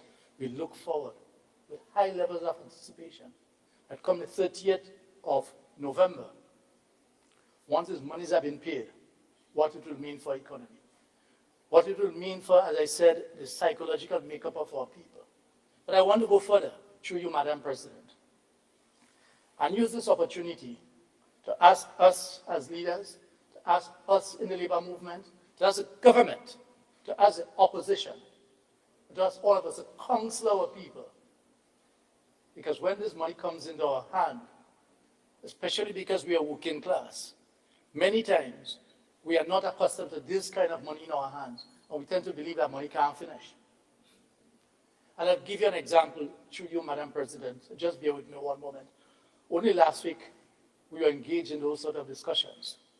And we have workplaces where our members sometimes go with $200 and something, $300 and something $1,000. And all of a sudden, the age is no longer upon them. And I hope you understand where I'm going.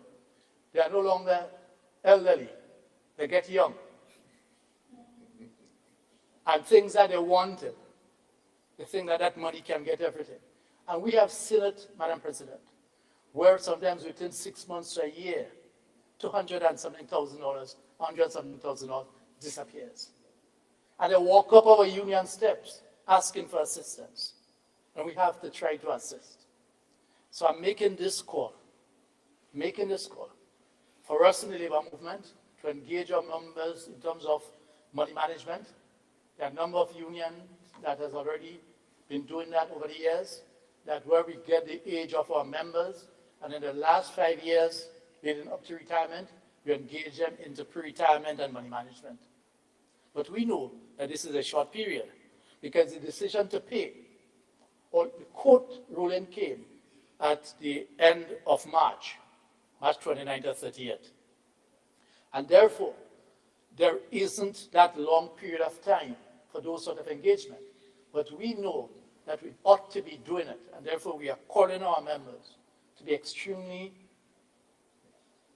we don't want to tell you what to do with your money. So I want to make that separation, because people are adults. But there's nothing wrong in advising ourselves as to the possible pitfalls that can come if we do not manage properly. Because we know a number of our members have mortgages. A number of our working class people, and permit me, Madam President, when I listen to our new senators give a background of themselves, it further reinforces that thought process, that the vast majority of us have similar experiences in terms of the way we grew up. And it reinforces the point of the commitment that we need to make to change our society. Why so many of us who have lived that experience, the aspect of poverty, through no laziness on the part of our parents? Every single experience we have out here spoke about how much our mothers and our fathers and our grandparents worked. But we understand the structure of our society, the uneven distribution of wealth. And the fact that we live from hand to mouth, it is not that we do not like to work, we work. And that is why we are engaged in this struggle, where we confront society to try to change that distribution of wealth, so that we can live, my brother David. We know each other real good, through you, Madam President. I know that time this exchange will go on like this. We have that obligation to ensure that we do the best that we can to ensure that the opportunities are there. And this is what this pension payment, it comes like an advantage or a blessing in disguise. Yes, there are the issue of sufferings, because our members suffered. But now the fact that you are getting a lump sum of money in your hand, it gives you an opportunity. It was a savings for you at a high cost to you, yes. But you can clear up a number of your outstanding debts, and you can reinvest it or invest it in the future of your children and grandchildren in terms of education. We look forward to this positive change. And therefore, this gesture, not just a gesture, okay, this is not just a gesture, this is something we struggle for. The current administration has accepted the ruling of the court. And it is so interesting for us as working class people, the importance of election cycles. The importance of election cycles, where we can get our leaders or our leaders to commit themselves. Some has reneged. Let me put it this way, because sometimes you get into office and then you feel you can do what you want, forgetting to remember that 5 years will come, or 4.5 years will come, or 3 years will come, because we do not have a fixed date for election. We can call election before. And then the people will speak. Then the people will speak. So we know that those who have reneged in the past might be sitting on this side. To be quite frank, this is an open discussion. This is the reality of what we are facing. And therefore, a word to the wise should be sufficient. Because time will pass.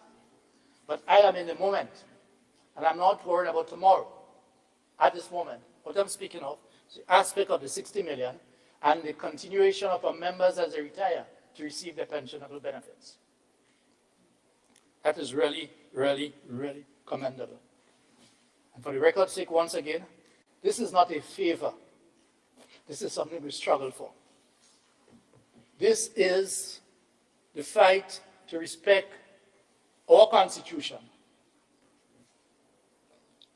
And yes, we have to do constitutional amendments. One will agree with that. But what we're addressing here is that which we have. And the workers have fought hard and long. And our many leaders of the movement, from the 80s to now, have all contributed to these struggles. And our many workers who have spoken out have contributed. So we are not granted a favor. But we must recommend, we must recognize the action of this government not to make it harder for us, because we'll have to continue struggling. And although we knew we would have won, but it is better not to have had to struggle longer, because we have done that in the vineyard. And it is the same way. There are lessons to be learned. And in that program, through you, Madam President, that our comrades did so honorably last night as part of the TUC Solidarity Week of activities. And where some workers called, because all related, about sometimes they get frustrated that the unions are not doing anything, time has passed. And we have battles that have gone on for 15 years, for 12 years. In this case, it is from 83 to now.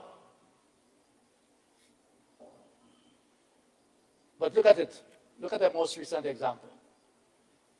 Our public officers and our teachers in particular, the dock salary was repaid. And had they given up that struggle, had they not continued that struggle of work to rule, because the only thing we have, through you, Madam President, is our labor power that we can control. Had they not done that, this incumbent administration may not have been in the position to address it. I'm not saying it would not have, because it may have been resolved had they given up. In other words, had it not been a contentious issue. So let us say, for instance, I could attest to that. But I'm saying, the struggle for the lesson for our members is that this took place in 2018, the Christmas period in 2018. Had our teachers and other public officers not carried on that struggle, and let us say they had said, look, boy, in 2019, the matter is resolved, meaning that we are not making an issue over it, it would not have been an outstanding issue to be addressed. And therefore, our public officers and our teachers must be commended. And the leadership of the unions must be commended for consistently struggling. And that's one of the major lessons. So the government, current administration, must be commended. Yes? The Prime Minister, yes, because he's the leader. But I also know there's collective responsibility. I don't think that you just want to, I know there's collective, the cabinet must be congratulated. Because see, on one hand, no, but see, it's not just about you. Remember, other people are listening. This has been carried live. And therefore, this is an education session for us all. There's something called collective responsibility. And therefore, I need to praise you too. Because if someone does something, and they say it's a prime minister, and your cabinet does not come out and take a position, you have to take collective responsibility. So I think you deserve collectively to be praised for this. And our workers, and our other workers in the other workplaces, so be it in Spice Island Beach, where they have not paid the workers, be it in SGU, these struggles continue. And we give them that assurance that these struggles will continue. As in the case with La Source after Hurricane Ivan, that it took us 15 years to get the money to our members. And the strong lesson is that out of over 150 workers, over 200 workers in La Source, give or take, when a number of them signed up to continue that struggle in the court, and the employer threatened them that if they do not remove their name, they will not be rehired. And some, out of pure necessity, understanding that, because you need to work, remove their names, and after the victory came, they were not entitled, because under the legal system, to take certain class matters to court, you have to give individual names. So the lesson here is that if you are not prepared to lose, you will not He who is not prepared to lose will not win, most times. So it must be commented for that. And those are the lessons. The question after MCC, it is really heartening to have this matter resolved. We are aware that the other matters, as through you, Madam President, has been indicated, but our unions are at a place that they are comfortable where we are today, and this could only augur well for our people, as TAMCC is our highest tertiary institution. We found monies to do all different things in the past. And we are very happy where we are. And it's another reflection of struggle. Because these workers are out for months. These workers are out for months. And it's a struggle that lasted over about 10 years, 2012 to 2022. I want to end by once again recognizing the resolution, the pension, particularly the 60 million, and that which goes forward. And to call upon our members to, and all leaders to assist in helping to manage those resources, to call upon the administration, and we know everything cannot happen overnight. Everything cannot happen overnight. But we do not believe that it would be difficult to identify the nurses within our healthcare system who have been given and given without being permanent. By not lumping everyone together. Yes, there are hundreds, thousands of workers who are considered to be temporary, which is a violation of the law, Section 29(5) of the Employment Act. But we can start and put into motion that campaign promise. Everything will not come in terms of permanency one time, but we can do a demonstration in a practical way of at least starting with the nurses and our population and our workers will understand it, given the importance of all workers, but there is no doubt that our healthcare system stands out and there is an urgent need to address those matters. So I want to end by recognizing what the government has done, this administration, the pension, the doc salary, the TAMCC, and to make that appeal for the nurses and saying that we do not see the relationship, my dear friend, between the court ruling and the aspect of permanency of our workers. Thank you very much, Madam President. Thanks, Senator Andre Lewis.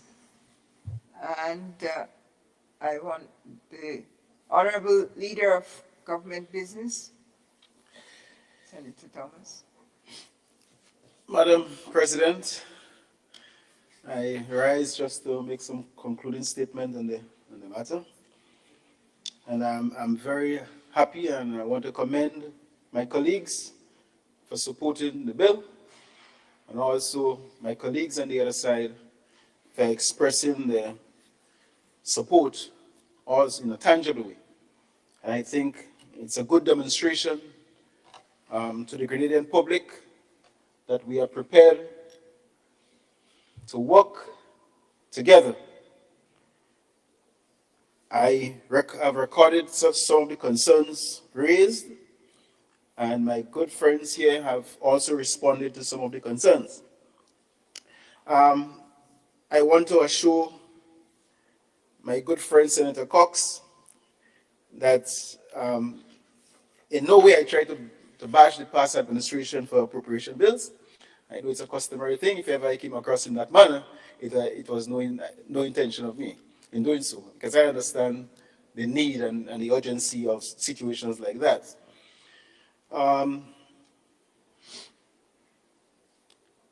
However, I also want to draw to your attention and to the House's attention that while the credit that you have given to us, we accept it, and quite rightly so. And we also, at times, we want to blow our own trumpet. Nothing wrong with that. And I will not take any bashing for those issues that we have not dealt with as yet. It's a process, and we will soon get there. But I did indicate to you that when we came into office, we have analyzed the situation, we have itemized some of our problems, and we have prioritized. And in going forward, we'll be dealing with them in a very responsible way, in ensuring that we give good governance to this country. We want to make sure that the issues that we are dealing with now are the issues that need to be dealt with at this point in time. So I think the Grenadian people understand that we need the time to govern with prudence, and we will try our best in going forward. I must admit, and I want it to be recorded, that we welcome the fire station in St. David. We are grateful for it. I have been begging for it since 2013. I begged more in 2018, and the parliamentary rep of St. David's, he begged a lot for it in 2022, and it is in St. David. I'm happy that it is there, and I know the people in St. David will be very happy for it also. On the issue of pre-deal larceny, it is a burning issue, and I appreciate the fact that Senator Sinclair has raised it, and I want to assure Senator Clare that it's one of the issues that we are talking a lot about in the ministry. As a matter of fact, I personally met with the Commissioner of Police to discuss the issue and the way forward. He has provided me with some documents of the past. I am studying it. We are working feverishly to make sure that it happens. It's a burning issue for the farmers, and we know definitely it's a problem that we have to deal with. But I also want to bring to your attention, it's an old problem. It's a problem that has been there for a very long time. I personally am not satisfied with what has been done with it for the past 10 years. And we will address it. I mean, we are only 4 months, going into 4 months in government. It's a matter that has to be dealt with. We definitely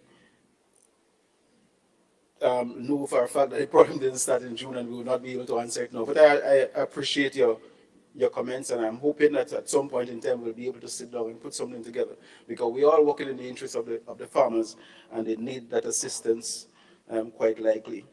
I also want to assure you that in analyzing the situation in the various ministries, the Ministry of Agriculture in particular, I don't think there are any other ministry that has deteriorated so bad in Grenada than the Ministry of Agriculture.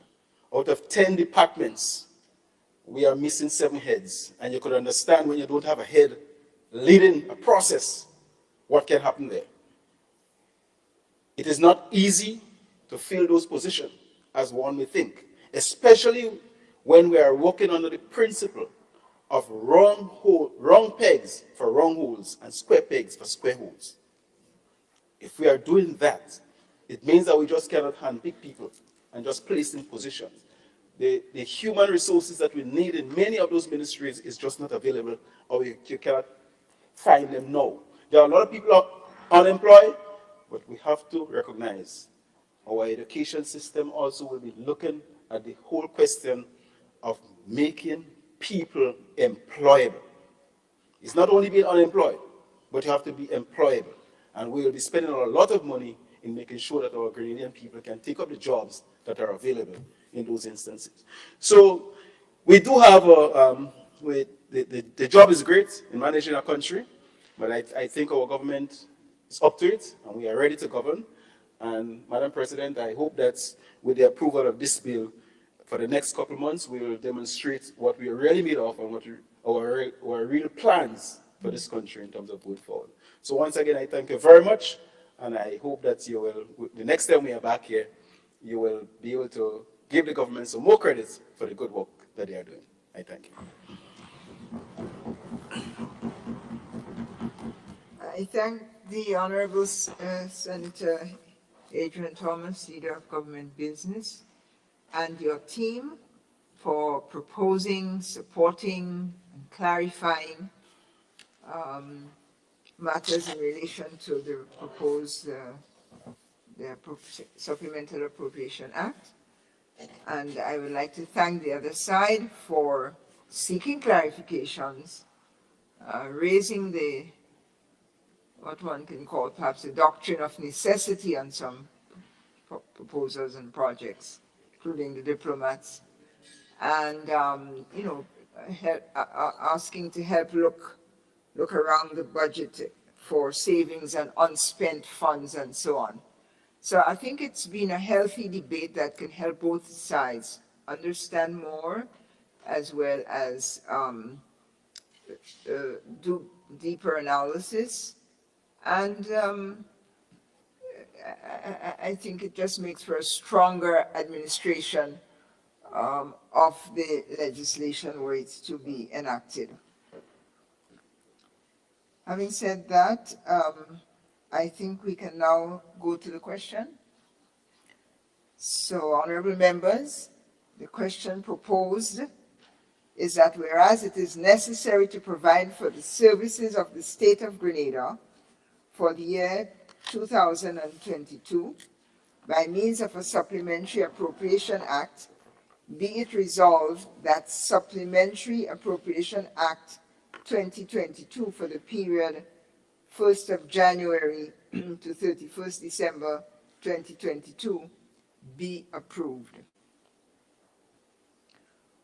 Honorable members, the question is that the Supplementary Appropriation Act be approved. All those in favor say aye. All those to the contrary view say nay. The ayes have it. Indeed, the ayes have it.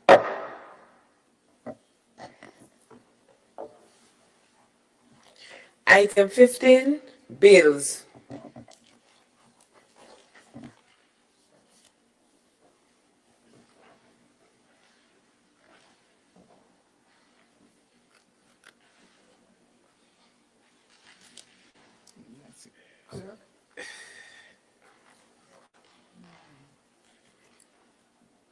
Honorable Leader of Government Business. Madam President, I beg to introduce for first reading a bill for an act shortly entitled the Supplementary Appropriation Bill 2022.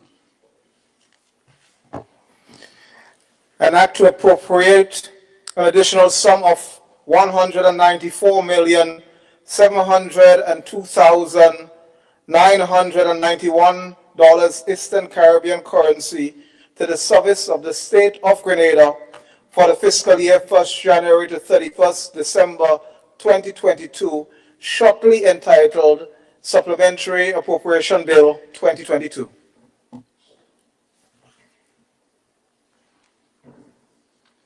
Honorable Leader of the Government Business. Madam President, I beg to move that the relevant standing orders of the Senate be suspended to enable the bill to be taken through all its stages at this sitting. Honorable members, the question is that the relevant standing orders of the Senate be suspended to enable the bill to be taken through all its stages at this sitting. All those in favor say aye. All those of the contrary opinion say no. The ayes have it. Honorable Leader of Government Business. Madam President, I beg to move the second reading of the bill. And the fact that we have debated so extensively, I think I have nothing more to say on the bill at this point in time.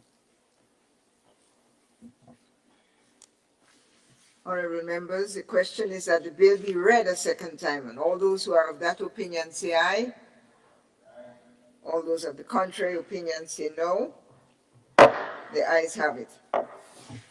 A bill for an act shortly entitled Supplementary Appropriation Bill 2022.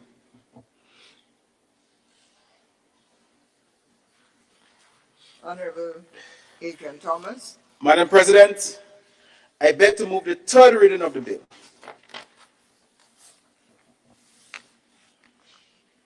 Honorable members, the question is that the bill be read a third time.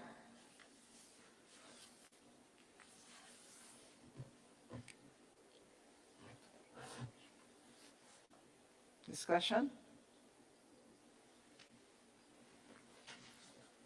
I see none. So the question is that the bill be read a third time and passed. As many are of that opinion, say aye. Of the contrary opinion, say no. I think the ayes have it. A bill for an act shortly entitled Supplementary Appropriation Bill 2022.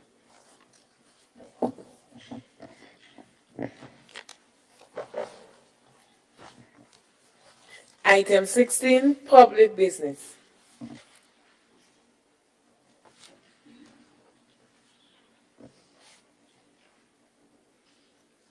Honorable Roderick St. Clair.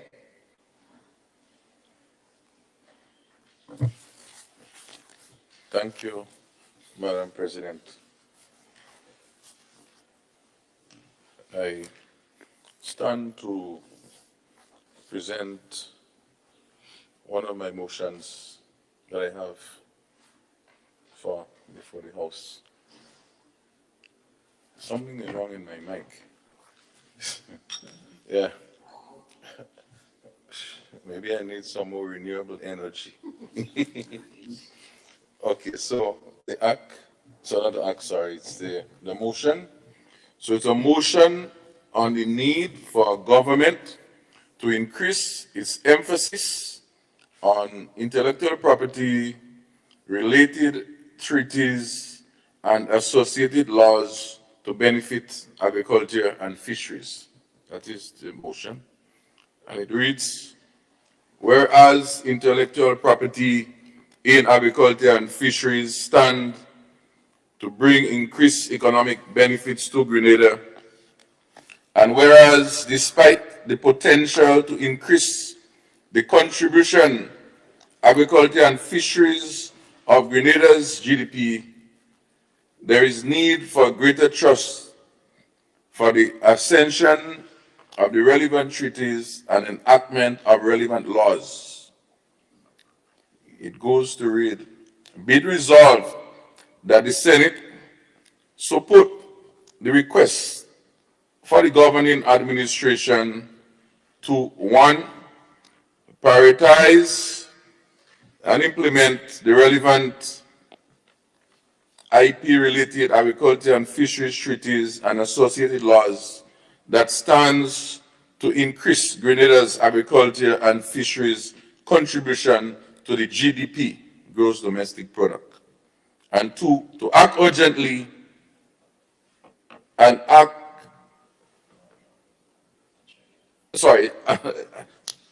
urgently and attract as required the relevant resources, human and financial, to successfully implement the accession of the treaties and laws so prioritized in a timely manner.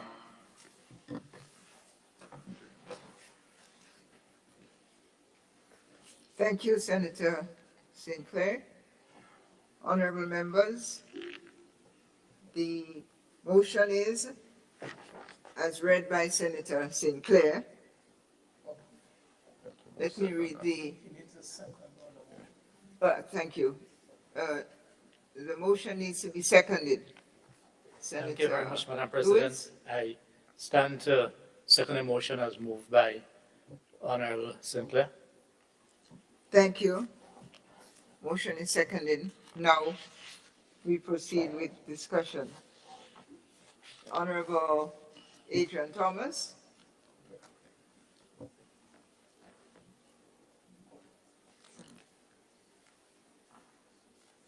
Madam President,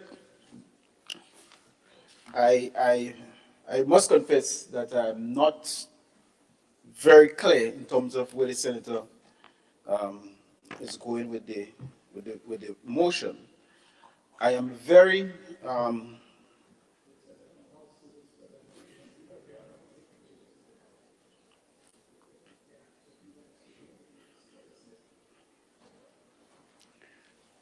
I will definitely need some supporting documents that can really and truly clarify and make us very clear in our mind what are the economic benefits that can derive from such motion.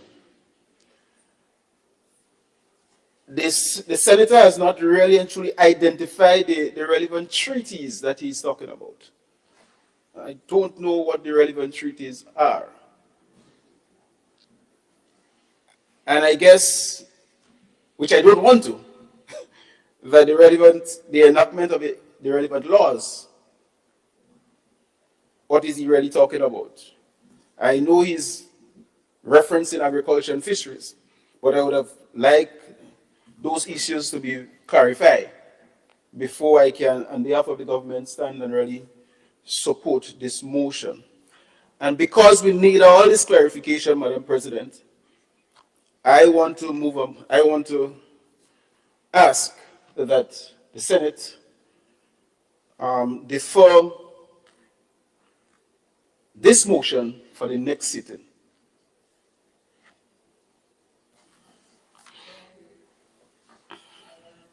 Thank you, Senator Thomas. Senator Roderick St. Clair. Yes, Madam President, thank you so much. I think, Madam President, we might be putting the cart before the horse, in the sense that I presented the motion, it was seconded, and then I have to present what I may have in my mind. But I haven't even opened my mind yet to even see. So I don't know what is the ruling on, because I haven't even spoke yet. Thank you, Senator. I have made no ruling. I may have called too early for the response from the leader of government business. So you can proceed with your presentation on the motion. Thank you. Thank you, Madam President. So, it's not a marathon bill. Sorry, not saying keep bill, because we come out in bill. It's not a marathon discussion, but this motion is for the discussion, for the sensitization, for the edification, such that we can, in our planning, in our guidance, we can able to do more for our country. And before even going here, we ourselves say it, look at what our herbs can do. Look at what our spices can do. It's so special. We should write a book and explain all the different uses and how we can use it for cold and for arthritis. We do all that every day. We speak about it.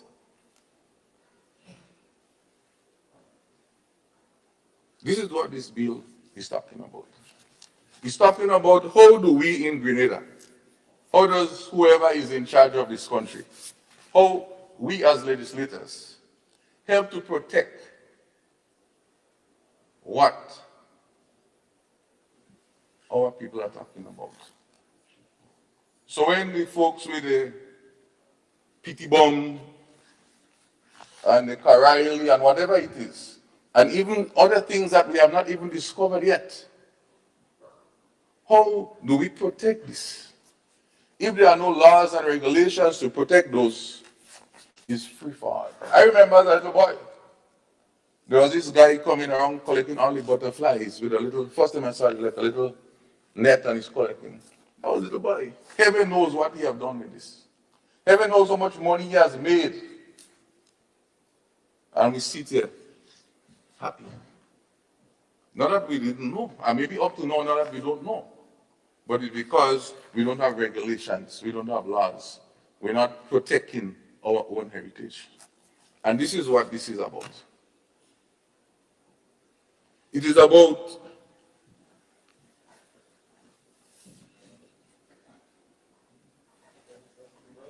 I think I have it. Only recently, Dr. Marcel, a well-experienced scientist in Grenada, wrote a book, Selected Hubs for Export Potential. Inside there, it lists several of the different hubs, the chemical compositions, what they used to use for little remedies. So, your friend in China, Japan, or wherever, can come to Grenada, collect these hubs, go away with these hubs, find special ingredients in these hubs, make all sort of medication with these hubs, and send it back, and Brother Lacrette is buying it, and they're so happy for the hospitals. And they're making millions. But it's not protected. So the state is not gaining anything. In fact, a foreign investor, I would want to say that way, or a foreigner, naturalized or unnaturalized, can come and buy up lands that they have do what you call bioprospecting, bioprivacy, because they see certain things they are aware of,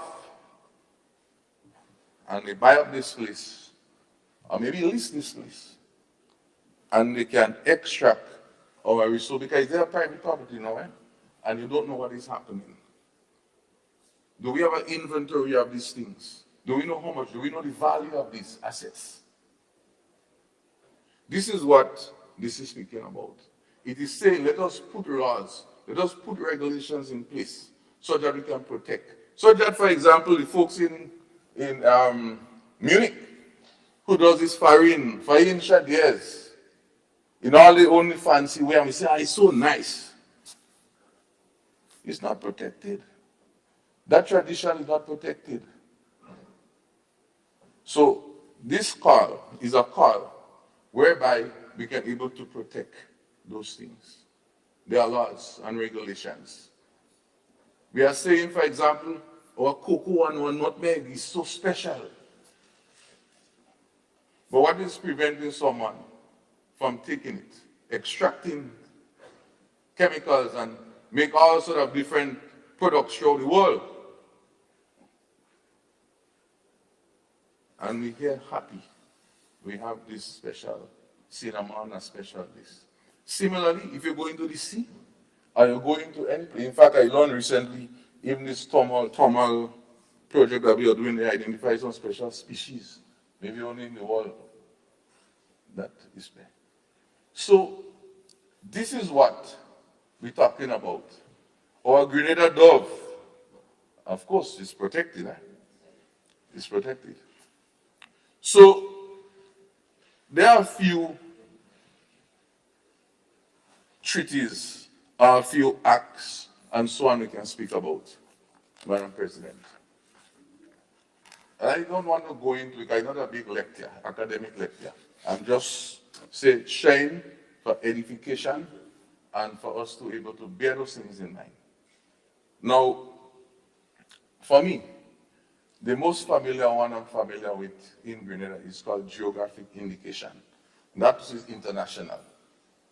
So, for example, we speak about the champagne, we speak about Swiss watch and all of those things like that.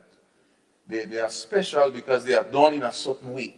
They are made by a certain set of people. The culture and the tradition. We speak about jab. Okay, I'm just giving you those examples. So it's specific.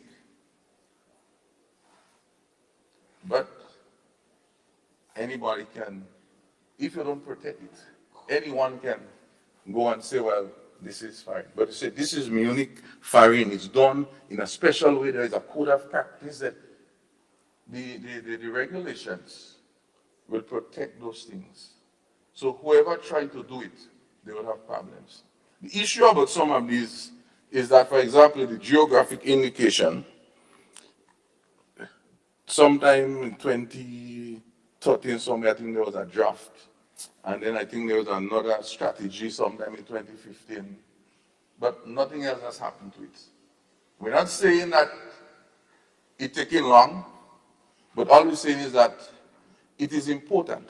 So let's not leave it on the back burner and let's bring it to the fore. Because if we can do that, this 10 or 15 even years before us, heaven knows what we would have lost already that we don't know what we lose. So we are saying, let us act quickly.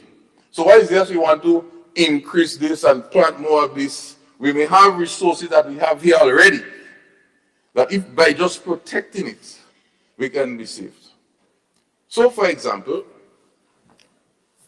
we may have a special plant variety that we may want to breed. You can now attract different companies, research agencies, institutions of schools to sign certain agreements, and you know whatever it's out of extracted from this, we can continue to get monies into the coffers of this country because we have those royalties connected to those things. This is what we're speaking about. How do you monetize those what we refer to as intangible assets that we have within our agriculture and fishery sector? So for example, let's suppose we have a special corn, I'll just use an example, special variety. How do we get maybe other companies, international companies, to come collect the material? But all this is done in certain regulated way. We have no regulations, and there is no laws connecting to protecting those things. It's not about trademark and copyright, it's beyond those things. Okay? It's beyond those things. Our learned friend, Senator Joseph, is in that legal field, so she would school me in the details, but I would release it. Okay? For example, maybe our mangoes. How do you do more research and bring monies to this country because of certain special breeding you can do? This is what we're talking about. We speak about, we have, I was speaking to even those at a session, I call it a session, within Abingdon and Sotes over the weekend.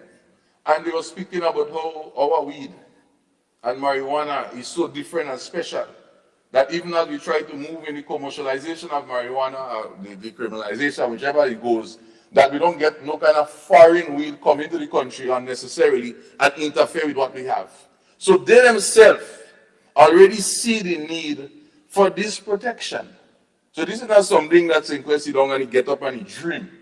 This is thing that people are speaking about. Some of them, they may not have the details as to what the name is, but this is what they're talking about. This is exactly what they're talking about. So there is something that is referred to as some access to shared benefits. That is basically, and there is, and I know, Madam President, you have been around in the UN and those areas, so you would have heard names such as the Nagoya Protocol and all of those things, which are part of the treaties. We speak about the CITES, which has to deal with the endangerment of the protection of the endangered species. So, for example, the issue of our lobster, and conch, we call lamb. We cannot ship it because all of these things and them is within a lot of these treaties. The Nagoya Protocol, I understand, is $55 US a year. Okay, I think we signed it, but we haven't go further. So what I'm saying is that this bill is calling, not bill, I keep saying because it come out in that thing. This motion is calling essentially for the administration, because they have the framework within the Ministry of Legal Affairs and CAIPO and so on, to not put this on the back burner. And within your planning, within the staffing, that we make sure that we don't isolate agriculture and fisheries resources to just the mere physical product, but there are the intangible products that we can. In fact, Madam President, as a matter of intangible product, intangible assets, the private sector is so central to this. Because if the private sector realize that in mango there are 25 different special products and they can extract it and to do certain type of things, they'll quickly try to see how they can invest in that. What happens? things start spiraling. In fact, in some countries, in Asia, in the US too, what is might happening? These intangible assets, they start valuing them. So you have those special skills in valuation of these assets. So once you start valuation, you know where I'm going. It means that you can take this to a bank or some financing institution, and you can able to get maybe seed money, other type of money to invest, to expand, and so on. But again, normally you would want to have collaboration with the government. So the government might say, well, I will back this by 25%, such that, because you know, in research and development, you may have risk and so on. We have to manage risk all the time. And so at the end of the day, you may find young entrepreneurs, young innovators, since even at the school level, doing things that can be protected. But right now, if you're doing those things and inventing, the chances are they are not protected. And in next 5, 7, 8 years, some other company come in here, and you hear they renting land here, they building here, they drilling here, and you realize secretly we lose a lot of our biodiversity. And we are happy moving around, that we're so proud that we could see the physical and intangible, we lose it. And this is what this call is all about. So it's not a fancy storytelling. Thank you, Madam President. Thank you very much, Senator Sinclair. Honorable Senator Adrian Thomas. Madam President, I have listened to Senator Sinclair, and I must say that what Senator Sinclair has presented there, I think is a motion worth the while for consideration. But to be very frank, I would not like to make any move here in isolation from my fellow colleagues, my fellow cabinet colleagues, and also with the privilege of having to research and go into the various or the relevant treaties that you're talking about here. You have cited some of them. I will want some time to look into that to make sure that those treaties relate to the agricultural sector and the fishing sector. So having said that, Madam President, I will kindly request that we defer this motion to the next sitting of the Senate.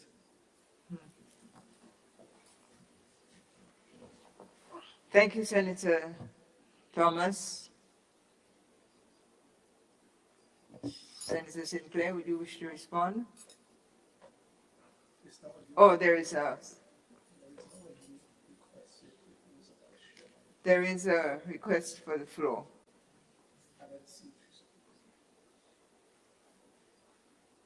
Senator, wait a minute.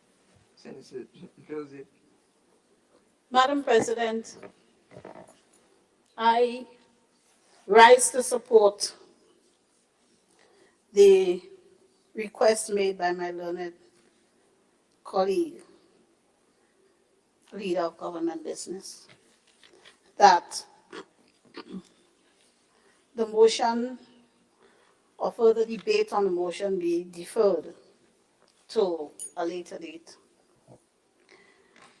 While I understand the thrust of what Senator Sinclair is saying, I must confess, but before I make the confession, I must say that government is committed to the agriculture and fishing sectors.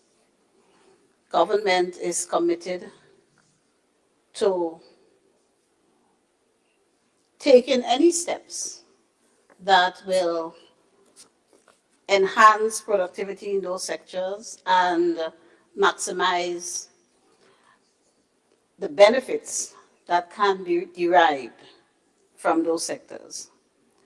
Government is also committed to holistic expansion and application of our intellectual property laws.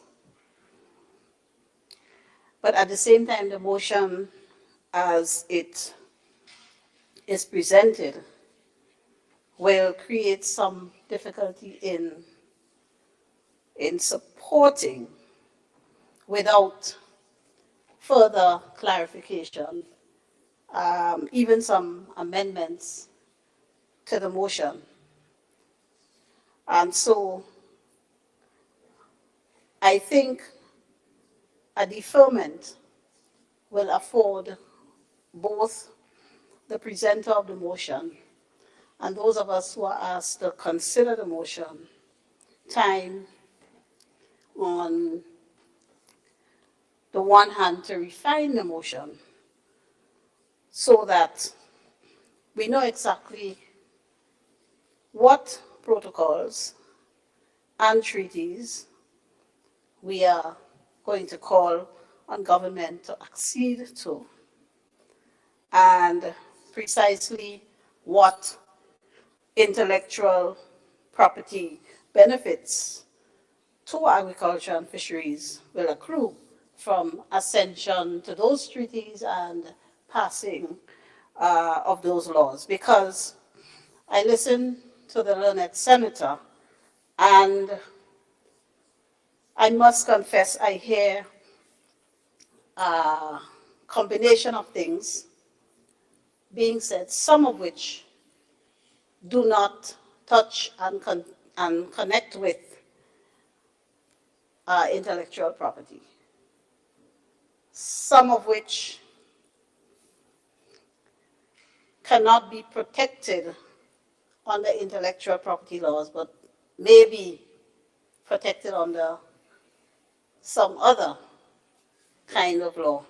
So, the leader of government business makes a really good point in saying that we need the treaties clearly identified so that we may study them to determine whether they are concerned with intellectual property and or agriculture. So I think it would be in good order for a deferment so that we can do justice to the motion, if it pleases you.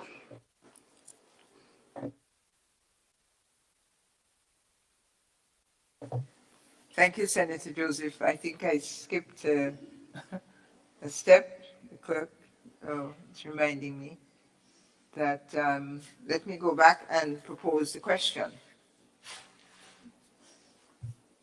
So, honorable members, the question proposed is that whereas intellectual property in agriculture and fisheries stand to bring increased economic benefits to Grenada, and whereas despite this potential to increase the contribution of agriculture and fisheries to Grenada's GDP, there is a need for a greater thrust for the ascension of the relevant treaties and enactments of the relevant laws.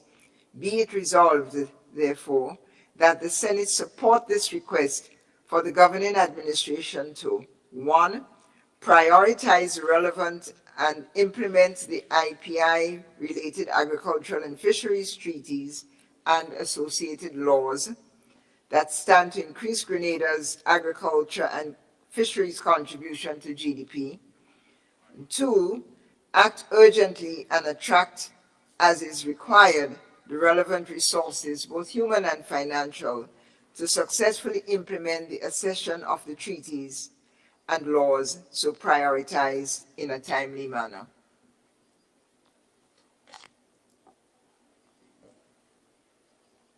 We require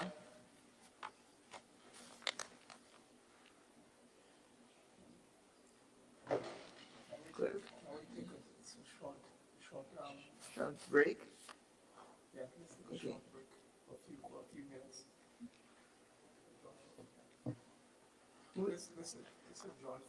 Yes, the proposal is for a short adjournment, but Senator Sinclair, would you want to speak before the adjournment, or would you? Okay, please go ahead. Thank you, Madam President. I listened carefully. I listened carefully to the views and comments on this important matter.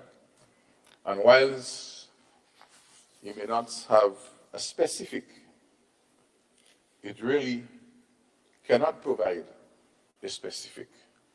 The call is for the relevant research to be done according to the different priorities and the different impacts, etc. And take action. That's what the call is. The call is not saying go and sign up for geographic indication in the morning, go and sign up for Nagoya Protocol. That is not what it's saying. No. It says very clearly that you prioritize the relevant ones and you take the necessary action and you get the necessary resource. I provided some broad areas, like all of us here. There are departments within the government system. There's projects that you can write. There is technical support that you can receive for many things that I've done before in this country, for which we never even knew before we even started. This is what the call is, you know. And I don't expect the call to take action in the morning, because this is a long process. If it wasn't done for the last, whenever Grenada existed, I don't expect this to just happen overnight. What is important is that this dialogue has been going on for a while. And this dialogue is a dialogue that we want to bring here. Remove it from under the mango tree on the river stone in the rum shop and bring it here so that we, here, who the nation looks at and expect to seek their interests, can start being aware. A lot of things in our life we're not even aware of, even in Grenada, because we're not in the space. So the issue of deferral, Madam President, I don't see the need. If members don't see the need for the government to, well, not the government, for the Senate to say, well, government, take a look at this thing and see what it can do for this country. This is opportunity for resources. Otherwise, the question is, are we fooling ourselves when we say, well, the cinnamon is good, the shadow benny is good. Are we going to live in this hope? But I wonder if anything will happen. I wonder. And whilst we're doing this, others are watching and say, look at them. Let me see how I can quickly extract as much as I can before they really get smart and realize what they have.